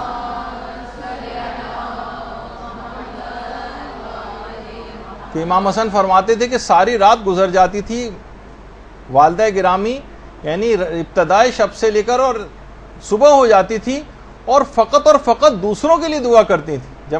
جب وہ پوچھتے بھی تھے کہ ایسا کیوں ہے تو وہ کہتی تھی الجار ثم الدار، پہلے پڑوسی، پہلے دیگر لوگ اور اس کے بعد پھر اپنے گھر والے۔ تو یہ انہی کی طریقہ کار کے اوپر آیت اللہ سید محمد حسین طباطبائی عمل کرتے تھے کہ اپنے لیے کہتے ہیں میں نے جب سے ہوش سنبھالا مجھے یاد ہی نہیں کہ میں نے اپنے لیے کبھی کوئی دعا کی. خیر ہم سے یہ تقاضا نہیں کہ اپنے لیے نہ کریں, لیکن یہ بتانے کے لیے کہ مقدم کریں دوسرے لوگوں کو دعاؤں میں, کیونکہ اور یہی وجہ ہے کہ آیت اللہ جواد عاملی یہ فرماتے ہیں کہ دوسروں کے لیے دعا کرنا اور یا ایک اجتماعی طور پر ایک مشق بھی ہوتی ہے اس کے اندر, کہ رات کے وقت جب آپ 40 مومنین کے حق میں دعا کریں گے تو یہ اس بات کا لازمہ ہونا چاہیے کہ اب دن میں 40 مومنین کی مشکلات کو حل کرنے کے لیے کام کریں گے. یعنی رات میں دعا کرنا ہے اور دن میں عملی اقدام کرنا ہے, یہ ہے اس کا تقاضا. اور نماز شب بھی آپ کو پڑھنی ہے, اس کے اندر 40 مومنین کے لیے دعا بھی, لیکن اس کا بھی ایک پیغام یہ کہ اس دعا کو اور لوگوں کے کام آنے کے سلسلے. اور یہی وجہ ہے کہ علماء فرماتے ہیں کہ عید کے دن بھی پروردگار اپنے حق سے پہلے یعنی نماز عید پڑھنے سے پہلے کہتا ہے کہ فطرہ نماز عید پڑھنے سے پہلے نکال دو. اصل وقت اس کا فطرے کا نماز عید پڑھنے سے پہلے. وہ پھر وہ الگ مسئلہ ہے کہ کون شخص ظہر تک ادا کر سکتا ہے, اور جو جس نے نہیں ادا کیا وہ بعد بھی میں بھی ادا کر دے. لیکن بہرحال یہ کہ پروردگار نے اپنے حق کو مؤخر کیا ہے, لوگوں کے حق کو فطرے کو مقدم کیا ہے, اور کہا ہے کہ یعنی فطرہ یہ پہلے دے دو تاکہ عید کی خوشی میں شریک ہونے سے دوسرے افراد رہ نہ جائیں. بلکہ یہاں تک شریعت نے اس میں ریلیکسیشن دی کہ فطرہ ماہ مبارک رمضان میں بھی دیا جا سکتا ہے ایڈوانس کے طور پر. پھر اس میں وہ مسئلے آپ سن لیں گے اگلی دفعہ کہ قرضے کی نیت سے ہی دیا جائے یا حاکم شرع کی اجازت وغیرہ کے لیے دیا جائے. اچھا, اس کے اندر ایک فائدہ دوسروں کے لیے دعا کرنے کا یہ ہوگا جو اس رات کا پیغام بھی کہ آئندہ زندگی میں بھی اس طریقہ کار کو رائج رکھیں. علماء فرماتے ہیں کہ دیکھیے ہم جو اپنے لیے دعائیں کرتے ہیں نا, اس میں موانعات آڑے آ جاتے ہیں. احتمال ہے کہ شاید دعا قبول نہ ہو, کچھ ایسے اعمال انجام دے دیے ہوں کہ جس سے دعا قبول نہ ہو. لیکن جب آپ دوسروں کے لیے دعا کرتی ہیں تو ایک فرشتہ خلق ہوتا ہے, اور وہی دعا جو آپ کر رہی ہیں اپنے لیے دوسروں کے لیے کر رہی ہیں, وہی فرشتہ آپ کے اپنے حق میں کرنا شروع کر دیتا ہے. اور کیونکہ موانعات کوئی نہیں ہیں اور کوئی طریقہ کار ایسا نہیں کہ فرشتوں کی دعا قبول نہ ہو, کہ ان کے اعمال وغیرہ کا بھی کوئی مسئلہ نہیں ہے کہ وہ نافرمانیاں خدا معاذ اللہ انجام دیتے ہوں, تو کوئی چانس ہی نہیں بنتا کہ وہ دعا ان کی رد ہو جائے. تو دوسروں کے لیے مقدم کرنا یہ بہت اہم بات ہے. بلکہ علامہ سید ابن طاؤس تو ایک بڑی عجیب بات کہتے تھے شب قدر میں تو مومنین کے لیے دعا کرنی ہے, میں یہ کہتا ہوں کہ قابل اصلاح کفار کے لیے ہدایت کی دعا بھی ضرور کریں, کیونکہ خدا کی کسی سے کوئی دشمنی نہیں ہے اور وہ کافروں کو بھی آتش جہنم سے آزاد دیکھنا چاہتا ہے. وہ چاہتا ہے کہ وہ بھی راہ ہدایت کو پالیں. جو اس قابل ہوں ان کی ہدایت ہو جائے اس کی دعا کریں, اور جو اس قابل نہ ہوں فتنہ پرور ہوں ان کی نابودی کی دعا کریں, ان کے لیے باقاعدہ بددعا کریں کہ ان کے منحوس وجود سے زمین پاک ہو جائے. قنوت میں باقاعدہ بددعا کرنا, ان کے لیے لعن کرنا, خاص طور پر ایران, عراق, شام, لبنان, افغانستان اور پاکستان اور جتنے بھی مومنین اور عام مسلمانوں کے جو دشمن ہیں, جو دہشت گرد جو روزانہ کی تعداد میں اس انداز سے مومنین کو اور عام مسلمانوں کو شہید کر رہے ہیں, ان کے لیے بھی اس رات میں علی الخصوص بددعا ضرور کریں. اور یہ سلسلہ دعاؤں کا اور ظالمین کے لیے بددعا کا یہ سارا سال بھی جاری رہنا چاہیے. اور یہی وجہ جو پیغمبر اسلام کے جس سے پہلے میں نے پیش کی تھی, جو ہمارے بہار الانوار کے اندر بھی ہے اور عام مسلمانوں نے بھی اس کو اپنی کتابوں کے اندر نقل کیا ہے, کہ جو ایمان اور احتساب کے ساتھ اس رات عبادت کے لیے کھڑا رہے گا اس کے تمام گزشتہ گناہ معاف ہو جائیں گے. بہت سی روایتوں میں ہے کہ آئندہ گناہ بھی معاف ہو جائیں گے. تو باقاعدہ یہ تمام چیزیں کاغذ قلم جو ہے وہ لے کر بیٹھیں اور یاد کریں کہ کون کون سی اس قسم کے جو ہے وہ ہم نے اعمال انجام دیے تھے, اور اپنے اوپر خود پر ایک تنقیدی نگاہ ڈالیں. ہم نے بہت بڑا مسئلہ یہ کہ خود پر تنقیدی نگاہ ڈالنا بند کر دیا. سوء ظنی رکھنی ہے اپنے آپ سے رکھیں, کینہ رکھنا ہے اپنے آپ سے رکھیں, بری نگاہ ڈالنی ہے اپنے اوپر بری نگاہ ڈالی, اپنے زکام کو بھی آپ کو کوڑ سمجھنا ہے. یہ احتساب کی رات ہے, اور آئینہ بن کر تمام برائیاں آپ کے سامنے آشکار ہو جائیں گی کہ ہم نے کون کون سی پروردگار عالم کی ایسی نافرمانیاں کی ہیں, کتنے احکام پائمال کی ہیں. سارے گناہوں کو اپنے یاد کریں, احتساب کریں اپنا, اور آئندہ بھی نہ کرنے کا عزم کریں. کہ پیغمبر نے کہا جو ایمان اور احتساب کے ساتھ اس رات کو عبادت کرے گا اس کے تمام گناہ معاف ہوں گے. شرط لگائیے, ورنہ مطلق اور عام نہیں کیا. تو بہرحال یہ تمام چیزیں ایسی ہیں، اور یہی وجہ ہے کہ تفسیر المیزان کے جو فارسی مترجم ہیں سید محمد باقر موسوی اصفہانی، انہوں نے کہا کہ ہمدان میں ایک علاقہ ہے جس کا نام ہے گنداب، وہاں پر ایک علی گندابی نام کا ایک بدماش ہوتا تھا جس کی سچا کیونکہ واقعہ ہے، باقاعدہ ایران کے اندر توبہ علی گندابی کے موضوع پر فلمیں تک بنائی گئی، بالکل سچا واقعہ ہے۔ علی گندابی ایک شرابی بھی تھا اور بدماش بھی تھا، اور اس کی توبہ بڑی مشہور ہے۔ ایک ذاکر تھے اس زمانے میں، شیخ حسن، وہ شہر سے باہر کہیں مجلس پڑھنے گئے ہوئے تھے، رات کا وقت تھا، اور جب واپس آئے تو شہر کا دروازہ بند ہو گیا تھا۔ یہ علی گندابی دروازے پر ہی بیٹھا ہوا تھا اور شراب کے نشے میں دھت تھا۔ انہوں نے کہا دروازہ کھٹکھٹایا، دروازہ کھولو۔ اس نے کہا کون؟ انہوں نے کہا میں ہوں شیخ حسن، میں ایک ذاکر حسین ہوں، مجلس پڑھنے گیا تھا، دیر ہو گئی۔ اس نے کہا میں ایک شرط پہ کھولوں گا، میرے لیے پہلے کوئی مجلس پڑھو۔ انہوں نے کہا یہاں تو نہ ممبر ہے نہ کوئی بیٹھنے کی جگہ ہے۔ کہا کہ میں سجدے میں جاتا ہوں، میری پیٹھ کو ممبر سمجھو، اس پر بیٹھ کے مجلس پڑھو، میں سنوں گا، لیکن میری شرط ہے کہ قمر بنی ہاشم کے مصائب پڑھنا۔ اچھا، انہوں نے مجلس پڑھی اس کی کمر پہ بیٹھ کر، اس نے خوب گریہ کیا، یعنی وہ موقع آ گیا علی گندابی کے پاس توبہ کا، جو یہ موقع آج کی رات آپ کو ایک گولڈن چانس شب قدر کی صورت میں ملنے والا۔ موقع سے فائدہ اٹھائیں جیسے علی گندابی نے اٹھایا۔ اس کے بعد کیا انعام ملا اس کو؟ اسی شب قدر یہ اسی شب کو یہ طائب ہوا، اور اس کے بعد یہ عتبات عالیات کی زیارت کے لیے عراق گیا، نجف۔ اس زمانے میں مرزا شیرازی بزرگ وہاں پر نماز پڑھاتے تھے نجف میں، جو سامنے بیٹھے ہوئے، جنہوں نے تمباکو والا فتویٰ دیا تھا۔ یہ ان کے پیچھے جا کر نمازیں بھی پڑھنے لگا۔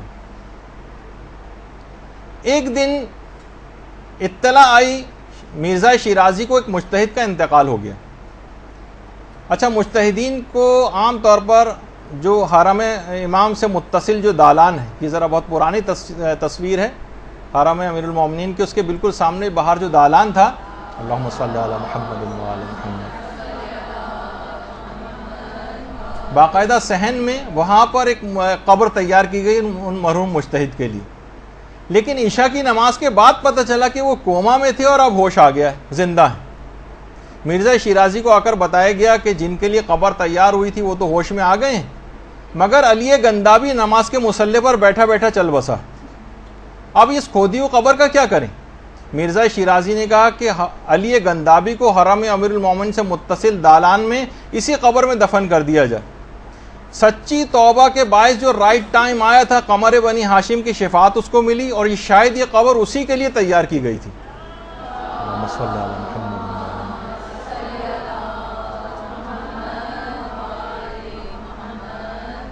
تو دیکھیے مواقع بار بار نہیں آتے، اس نے اس موقع سے فائدہ اٹھایا، موقع توبہ کا آ گیا تھا۔ شب قدر سے اچھا کوئی موقع توبہ کا ہوگا آپ کے پاس؟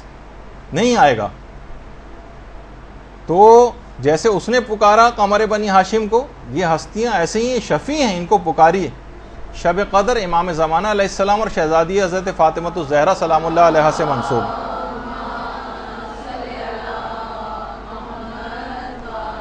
امام کا ایک حق ہے کہ آئندہ کے لیے بھی امام کی یاد کا ایک طریقہ یہ ہے کہ دن کی کم سے کم ایک نماز کے قنوت میں تو ضرور اللہم کن لولیک الحجۃ ابن الحسن والی دعا ضرور پڑھا کریں۔ اور یہ کتنا حسین منظر ہوتا ہے شب قدر میں کہ فرشتوں کے جھرمٹ میں جبریل امین زمین کی جانب رواں دواں ہوتے ہیں، ان کی خوشی کا کوئی ٹھکانہ نہیں ہوتا کہ کائنات کے امام وقت جو ہے ان کی خدمت میں حاضری نصیب ہو رہی۔ اللہم صلی علی محمد و آل محمد۔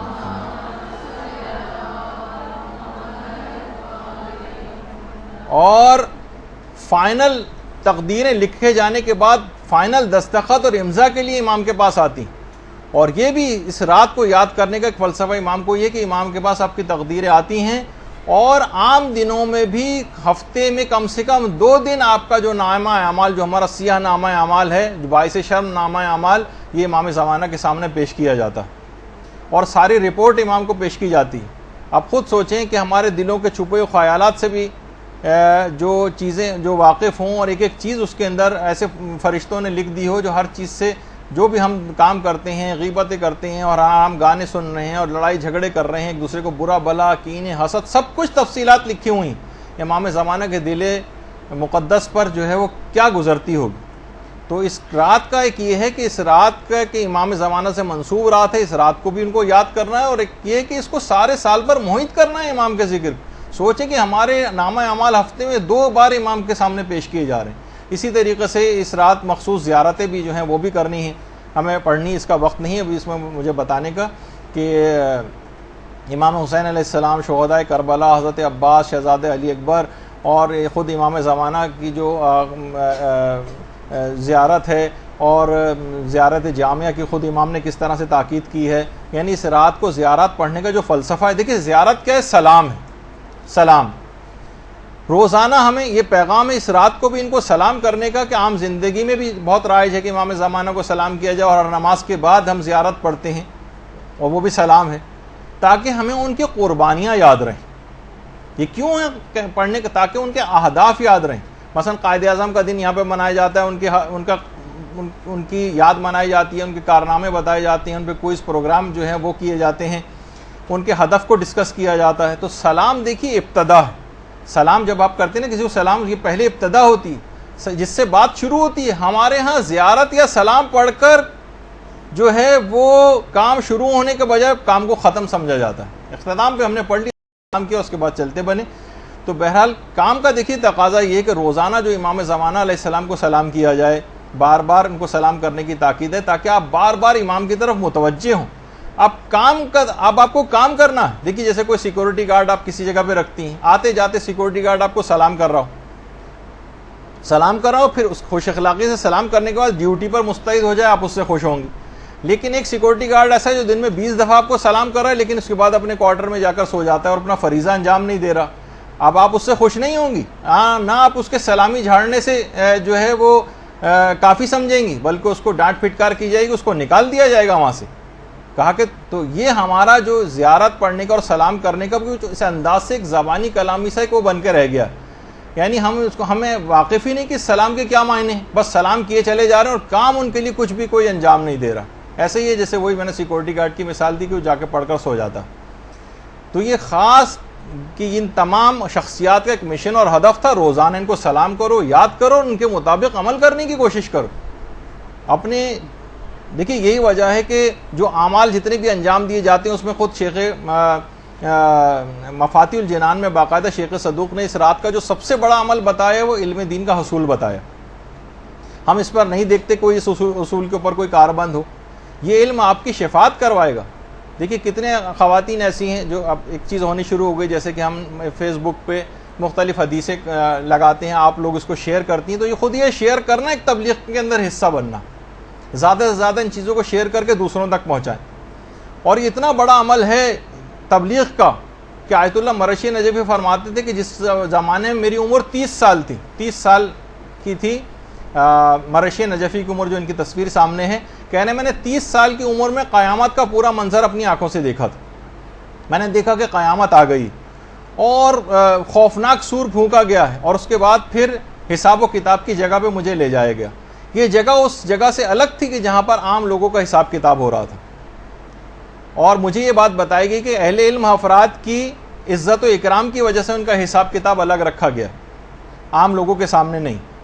میں خیمے میں ایک میں داخل ہوا تو میں نے دیکھا کہ پیغمبر اسلام ایک منبر پہ تشریف فرما،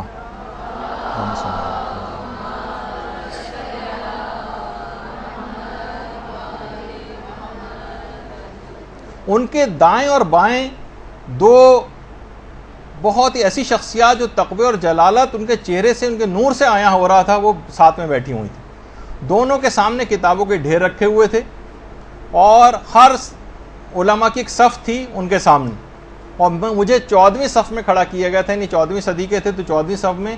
اب میں حساب کتاب کا ہم انتظار کر رہے تھے، مضطرب دل کے ساتھ انتظار کر رہے تھے، اور پیغمبر اسلام نہایت باریک بینی سے حساب کتاب لے رہے تھے۔ لیکن جب بھی کسی عالم کو شفاعت درکار ہوتی تھی تو پیغمبر اسلام شفاعت فرما دیا کرتے تھے۔ جس کی تبلیغات زیادہ ہوتی تھیں، نہیں پہلے ایک بات اور بتا دوں کہ خود انہوں نے مرشی نجفی فرماتے ہیں کہ میں نے اپنے ساتھ کھڑے ہوئے افراد سے پوچھا کہ یہ پیغمبر کے اطراف میں جو دو شخصیات ہیں یہ کون ہیں، کیونکہ میرا ارادہ یہ تھا کہ اگر مجھے ان کا نام پتہ چل جائے تو ہو سکتا ہے کہ مجھے شفاعت کی ضرورت ہو تو میں ان شخصیات کا نام لے کے مخاطب کر کے شفاعت کی درخواست کروں۔ مجھے بتایا گیا کہ یہ شیخ مفید اور علامہ مجلسی ہیں جو دائیں اور بائیں بیٹھے ہوئے ہیں۔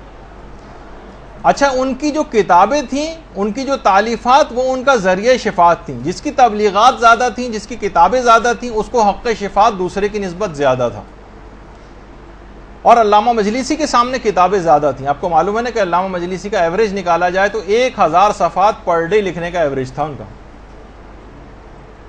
اور ہمارا جو ہے پوری زندگی میں بھی ایک صفحہ لکھنے کا نہیں ہوتا بعض اوقات۔ تو ان کا حق شفاعت زیادہ تھا۔ تو یہ باقاعدہ آپ نے دیکھا کہ یہ علم جو ہے جو آپ حاصل کریں گے، جو شب قدر میں بہت زیادہ اس بات کی تاکید کی گئی ہے۔ واقعہ تو اور بھی لمبا ہے لیکن اس وقت بیان کرنے کا ٹائم نہیں ہے، موت کے دروس میں ہم نے اس واقعے کو مکمل بیان کیا ہے۔ تو یہ علم کا حاصل کرنا اور اس کو پھیلانا، یہ قیامت کے دن یہ اس رات کا پیغام ہے، ورنہ اس رات تو صرف عبادت میں گزاری جانی چاہیے تھی، باقی 360 دن جو اور آپ کے پاس پورے سال کے پڑے ہوئے ہیں اس کے اندر آپ پڑھتی رہتی ہیں۔ اس رات ہی کو علم کے اندر اس کو لگانا، یہ کیوں زیادہ بڑا اس کو عمل قرار دیا گیا؟ کیونکہ اس تمام اعمال کو اس رات کو انجام دینے کا ایک فلسفہ ہے۔ یہ جو ٹکڑوں کے اندر یہ اعمال ہیں، نماز ہے اس کا مطلب پورے سال نماز کا پابند رہنا ہے، زیارات ہیں، سلام کرنا ہے تو امام کا کام بھی اس سلام کے ساتھ ساتھ انجام دینا ہے، غسل کرنا ہے، نمازیں پڑھنی ہیں، باوضو رہنا ہے، تو پورے سال اس کو جو ہے سلسلے کو جاری رکھنا ہے، تبلیغات کرنی ہے تو پورے سال تین پیغامات ہیں، فقط ایک رات کی حد تک رہنے والے معاملات نہیں ہیں۔ باقاعدہ شیخ محمد تقی اصفہانی یہ فرماتے ہیں کہ شیخ انصاری سے ایک دفعہ سوال ہوا کہ اجتہاد جو ہے یہ کتنوں پر واجب عینی ہے؟ دیکھیں، اجتہاد ایک علاقے کے اندر کچھ افراد پہ، تو کچھ افراد ایسے ہونے چاہیے نا جو مجتہدین ہوں، ان پر واجب عینی ہوتا ہے۔ کتنے افراد تک پہ یہ واجب عینی ہے کہ اس کے بعد جو لوگ بچ جائیں ان پر کفایہ ہو جائے؟ یہ سوال باقاعدہ پوچھا گیا، اور اس زمانے کتنے عرصے پرانی جو ہے شیخ انصاری کے زمانے کی جو ہے وہ بات ہے۔ تو شیخ انصاری نے اس زمانے میں کہا تھا کہ ایک شہر میں 20 مجتہدین کا ہونا لازمی، اور مبلغین کی ضرورت اس سے بھی بہت زیادہ۔ دیکھیے، ہر علاقے میں کم سے کم 10-10 20-20 کم سے کم، اب جیسے انچولی جیسا علاقہ ہے، کیا یہاں ایک عالم ضروریات کے لیے کافی ہوگا؟ نہیں، ایک عالم چلے، ایک بڑا عالم، ایک اس کی ایک الگ شخصیت ہے، لیکن مبلغین کے لوگوں کے نمازیں صحیح کرانی ہے، وضو صحیح کرانے ہیں، بچوں کو سکھانا ہے، اور لوگوں کے مسئلے مسائل ہیں، اور ان کے جابز کے مسئلے ہیں، اور خمس کے مسئلے ہیں، اور کوئی ایک آدمی کبھی کر سکتا ہے؟ نہیں کر سکتا۔ یہاں پہ 20 30 40 50 ایسے افراد صرف ایک چھوٹے سے علاقے میں ہونے چاہیے، تو اتنے زیادہ مبلغین کی ضرورت ہے۔ تو ایک بھی شخص اگر آپ کے ذریعے ہدایت پا گیا، کوئی اس قسم کی خواتین کو چاہیے کہ اپنی صلاحیت کو بڑھائیں، اس رات کا پیغام علم حاصل کرنے کا، خود بھی علم حاصل کریں، اور اس کے بعد لوگوں تک اس ہدایت کو جو ہے وہ پہنچائیں۔ کچھ اپنے گھر کو استعمال کریں، اپنے پیسے کو استعمال کریں، اپنے تعلقات کو استعمال کریں، اپنی PR کو استعمال کریں، اسلام کے لیے استعمال کریں، اور اپنے گھر والوں کو بھی اپنے ساتھ کوشش کر کے جو ہے وہ ملائیں۔ کیونکہ دیکھیے، گھر والوں کو اگر ساتھ نہیں ملائیں گے، بچوں کو ساتھ نہیں ملائیں گے، مرد حضرات گھر میں بھی کچھ ہاتھ بٹائیں، کچھ کام کریں، افطاری کے اندر ہاتھ بٹائیں، تاکہ ذرا گھلے ملیں ان کے ساتھ، تاکہ لوگ پھر آپ کے بھی کام کر سکیں۔ وہ اس لطیفے کی حد تک ہوتا ہے نا کہ وہ ایک صاحب سے کسی نے کہا کہ بھائی بڑے افسوس کی بات ہے، کل میں نے دیکھا کہ تم اپنی بیوی کے ساتھ کپڑے دھلوا رہے تھے۔ تو کہنے لگا تو اس میں کون سی شرمانے کی بات ہے، جب وہ میرے ساتھ کھانا پکوا سکتی ہے تو میں کیا اس کے ساتھ کپڑے نہیں دھلوا سکتا؟ تو بہرحال تو وہ اس طرح کی، ایک تو یہ کہ گھر میں اتنا زیادہ انوالو ہو جائے، یہ بھی اسلام کو مطلوب نہیں، لیکن کسی حد تک گھر میں، تاکہ لوگوں سے ذرا قریب ہوں، تاکہ آپ بھی دین کے کوئی کام گھر والوں سے لے سکیں۔ اور بہرحال اتنا وقت نہیں ہے کہ تبلیغ دین میں گھر والوں کو دیکھیے دست و بازو اپنا بنانا ہے، تاکہ دین کے کام آپ کے لیے بہت آسان ہو جائیں۔ اب تیز رفتاری سے آگے بڑھتے ہیں کیونکہ وقت ختم ہو گیا ہے۔ اس رات آپ کو خاص طور پر ایک عمل صدقہ دینا بھی ہے، لیکن میں یہ کہتا ہوں کہ آپ کو ایسے صدقات کی تلاش کرنی چاہیے جو ثواب جاریہ والے صدقات ہوں۔ مدارس اس کے اندر، اس میں اپنا حصہ کچھ ڈالیں، تبلیغات کے سلسلے میں، کتابوں کے سلسلے میں۔ کوئی اپنا فیس بک کا اکاؤنٹ بنا سکتا ہے، اگر وہ جائز والا، حرام والے طرف نہیں، مدرسے کے حوالے سے جو ہے کوئی خدمت جو ہے وہ انجام دے سکتا ہے. خالی ہم یہ نہیں کہ وہ مسجد میں ڈال سکتا ہے, امام بارگاہ میں, یتیم خانے میں, لائبریری میں, کوئی ویب سائٹ کوئی بنا سکتا ہے, کوئی ویڈیو چینل بنا سکتا ہے. کسی بھی طریقے سے کوشش کریں کہ یہ اگر چھوٹے بچوں کے حوالے سے کوئی چیز, کیونکہ آپ کھانے اور کپڑے کے اندر بس جو صدقات وغیرہ عام طور پہ لوگ دیتے, بس جو ہے بھیڑ چال لوگ چلتے ہیں راشن راشن راشن راشن, تو پتہ چلا ہر آدمی صرف راشن ہی کے چکر میں لگ گیا ہے. بڑے بڑے ادارے سے لے کر چھوٹے بس صرف اور صرف راشن آٹا اسی کے اندر سارے لگ گئے. اور بھی چیزوں کی ضروریات اس انداز سے ہوتی ہیں. کفاروں کے وغیرہ میں تو خیر وہی دینے پڑتے ہیں, لیکن عام طور پر جو اور صدقات ہیں لوگ صرف راشن ہی کوئی چیز سمجھتے ہیں, جو ایک دن کھائے گا اسی دن ختم ہو جائے گا. صدقات جاریہ کی طرف نہیں جاتے. یہ وہ چیزیں ہیں کہ جس سے لوگ منقلب ہوتے ہیں, نسلوں تک کی چیزیں جو ہیں وہ ہوتی ہیں. جو بچے ہیں عام طور پہ شروع میں تو چلیں بچے بہت سے ایسے ہوں گے جو دین کی طرف راغب نہیں ہیں, اور آہستہ آہستہ لیکن پھر بالآخر یہی بچے ہیں وہ نماز کے عادی. انہی مدرسوں میں پڑھنے والے بچے ہمارے, ہم دیکھ کے جب کیجئے کہ دل باغ ہو جاتا ہے ان بچوں کو دیکھ کر, جس انداز سے وہ یہاں اب یہ جو چیزیں یہاں پر آ کر نماز سیکھ رہے ہیں, جو قرآن یہاں پر آ کر خواتین جو طالبات ہیں وہ پڑھ رہی ہیں, اور یہی بچے جو آج یہ کچھ ارتباط دین کے لحاظ سے ان کا ہو رہا ہے, اور یہ اس کے پھر عادی بن جائیں گے, سورہ کو حفظ کریں گے, تو جتنی پوری زندگی ان سوروں کی تلاوت کریں گے ان کا ثواب آپ کو ملے گا اگر آپ نے کچھ حصہ اس کے اندر ڈالا ہوگا. کتنی نمازیں لوگ اس کے بعد پڑھیں گے, اس سب کا ثواب بڑے ہونے تک, پھر آئندہ آنے والی نسلوں تک یہ اس نماز کو منتقل کرتے چلے جائیں گے. یہ ان کے عادی بن جائیں گے. جتنی چیزیں, دعائیں, اذکار ان مدارس میں آ کر سیکھتے ہیں, اس میں حصہ ڈالنے والا جو ہے وہ اس کے اندر ان کے حصے دار بن جاتا ہے. پھر یہی ہوتا ہے کہ دیکھیے کتنے ایسے ہیں یہاں پر, ہمارے یہاں کام نہیں ہوتا مساجد کے اندر, وہاں پہ باقاعدہ ایران وغیرہ میں پریکٹیکل کلاسیں ہوتی ہیں تیمم کرانے کی, کہ تیمم کیسے کیا جاتا ہے. سارے لوگ بیٹھ کے مثلا تیمم کر رہے ہیں. جو ایک دفعہ بھی کسی نے کر لیا اور اپنی عبادت صحیح کر لی, وہ جب بھی کبھی کرے گا آپ کو ثواب اس کا ملے گا. اسی طریقے سے نوجوان, یہ جو چھوٹے بچے ہیں ان کو آپ اس طرف لگائیے. پھر یہی بچے بڑے ہو کے سوچیے کہ اتنی عمر تک بزرگ ہو جاتے ہیں, کہیں نہ کہیں تو انہوں نے سیکھا ہوتا ہے, وہ تمام لوگ ان کے ثوابوں میں حصے دار بنتے ہیں. اور پھر یہی انہی میں سے کوئی بڑا ہو کر عالم دین بنے گا اور وہ آگے تبلیغات کا سلسلہ جاری کرے گا. کتنے بچے ہمارے جو مثلا یہاں سے پاکستانی مدارس سے اس کے بعد نجف اور قوم وغیرہ جو جاتے ہیں, خود ہمارے مدرسے کا ایک طالب علم بھی جو ہے وہ نجف جا چکا ہے. اور جو اور افراد ہیں جو خدمات انجام دے رہے ہیں, کتنی خواتین ہیں جو طالبات جو یہاں سے مختلف ممالک گئی ہیں, مختلف شہروں میں گئی ہیں, مختلف گاؤں کے اندر گئی ہیں, اور مدارس کھول رہی ہیں اور اپنے جو ہے وہ کام جو ہے سارے انجام دے رہی ہیں. لیکن کیا ہے کہ ہر ایک کو اپنی ذمہ داری پوری کرنا. اور صدقات کے اندر صرف ایک مسئلہ لوگوں کے ساتھ یہ ہے کہ صرف مادی ضروریات کو دیکھا جاتا ہے, روحانی ضروریات کو پوری کرنے کے لیے لوگ صدقات عام طور پر نہیں دیتے. سب سے کم دین حق کی تبلیغ کے اندر پیسے ہوتے ہیں. جو صدقہ باکس ہے اس میں جو کئی خانے بنے ہوئے ہیں, وہ والے صدقات غریب کو دینے والے جو ایک دن کھائے گا اگلے دن ختم ہو جائے گا. لیکن جہاں ہمیشہ کی روحانی زندگی, اس میں سب سے کم پیسے کوئی لوگ متوجہ نہیں. تو بہرحال صدقے کے حوالے سے بس ایک بات اس میں اور ذکر بیچ میں کر دوں, کیونکہ یہ سوالات بھی بہت آ گئے تھے, اور کچھ لوگوں نے خاص طور پر آپ سب لوگوں سے بھی, آج کی رات دعا کی رات ہے, یہاں کے بہت سے اساتذہ نے بھی کہا ہے کہ وہ بھی آپ کے حق میں دعا کریں گے, لیکن آپ لوگوں سے بھی ان لوگوں کے حق میں دعا کی درخواست ہے. تو آیت اللہ بہجت ایک بات کہتے تھے شوہر و بیوی کے اختلافات کے حوالے سے, کہ اگر شوہر و بیوی میں اختلافات ہوں یا اور لوگوں میں بھی, لیکن الخصوص شوہر و بیوی میں, تو وہ کہتے تھے کہ صدقہ متعدد بافراد متعدد, متعدد افراد تک متعدد بار صدقہ جو ہے وہ پہنچانا. یعنی بہت سارے افراد, مثلا آپ کہہ لیں گے میں 100 افراد تک اپنے صدقے کی رقم کو پہنچاؤں گی, چاہے ڈسٹریبیوٹ کر کے پہنچائیں, اور اس کام کو بار بار کریں, تو ان کے آپس کے لڑائی جھگڑے بالکل ختم ہو جائیں گے. ایک برکت, ایک عجیب و غریب, متعدد بار صدقہ دینا اور افراد متعدد, یعنی ہر دفعہ نئے افراد کو تلاش کر لیں. تو بہرحال اس کے اندر ایک بڑی اہم بات ہے یہ. تو بہرحال دیکھیے یہ رات آپ نے دیکھا کہ اعمال کے اعتبار سے بڑی پیکڈ رات ہے.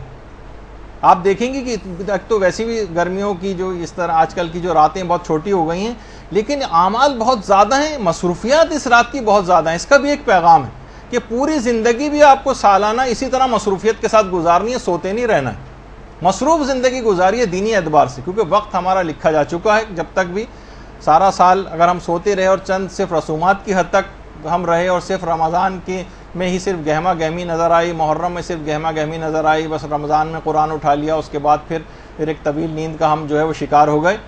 تو یہ پھر سب سے بڑا مسئلہ آج کل، بس ایک شکایت کرتا ہوں اس کے بعد اپنی گفتگو ختم کرتے ہیں، کہ کہیں بھی ہمیں لوگوں میں دین کے اعتبار سے کوئی شوق، کوئی ذوق، کوئی سرگرمی، کوئی حرارت یہ نظر نہیں آتی.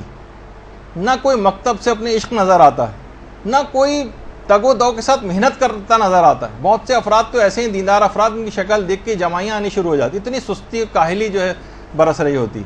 تو بہرحال آپ دیکھتی ہیں کہ دنیا دار افراد ٹی وی پر آپ کتنے انٹرویو سنتی ہیں، فلاں جو اداکارہ ہیں جناب کثرت کام کی زیادتی کی وجہ سے وہ نہ بے ہوش ہو گئی شوٹنگ پہ، کئی راتوں سے وہ سوئی نہیں تھیں، اور فلاں گلوکار جو صبح رات کے 3 بجے سے اٹھ کر جو ریاض کرنا شروع کرتے ہیں تو 3 گھنٹے تک مٹکے میں منہ ڈال کے مثلا کرتے رہتے ہیں اور ریاض کرتے ہیں.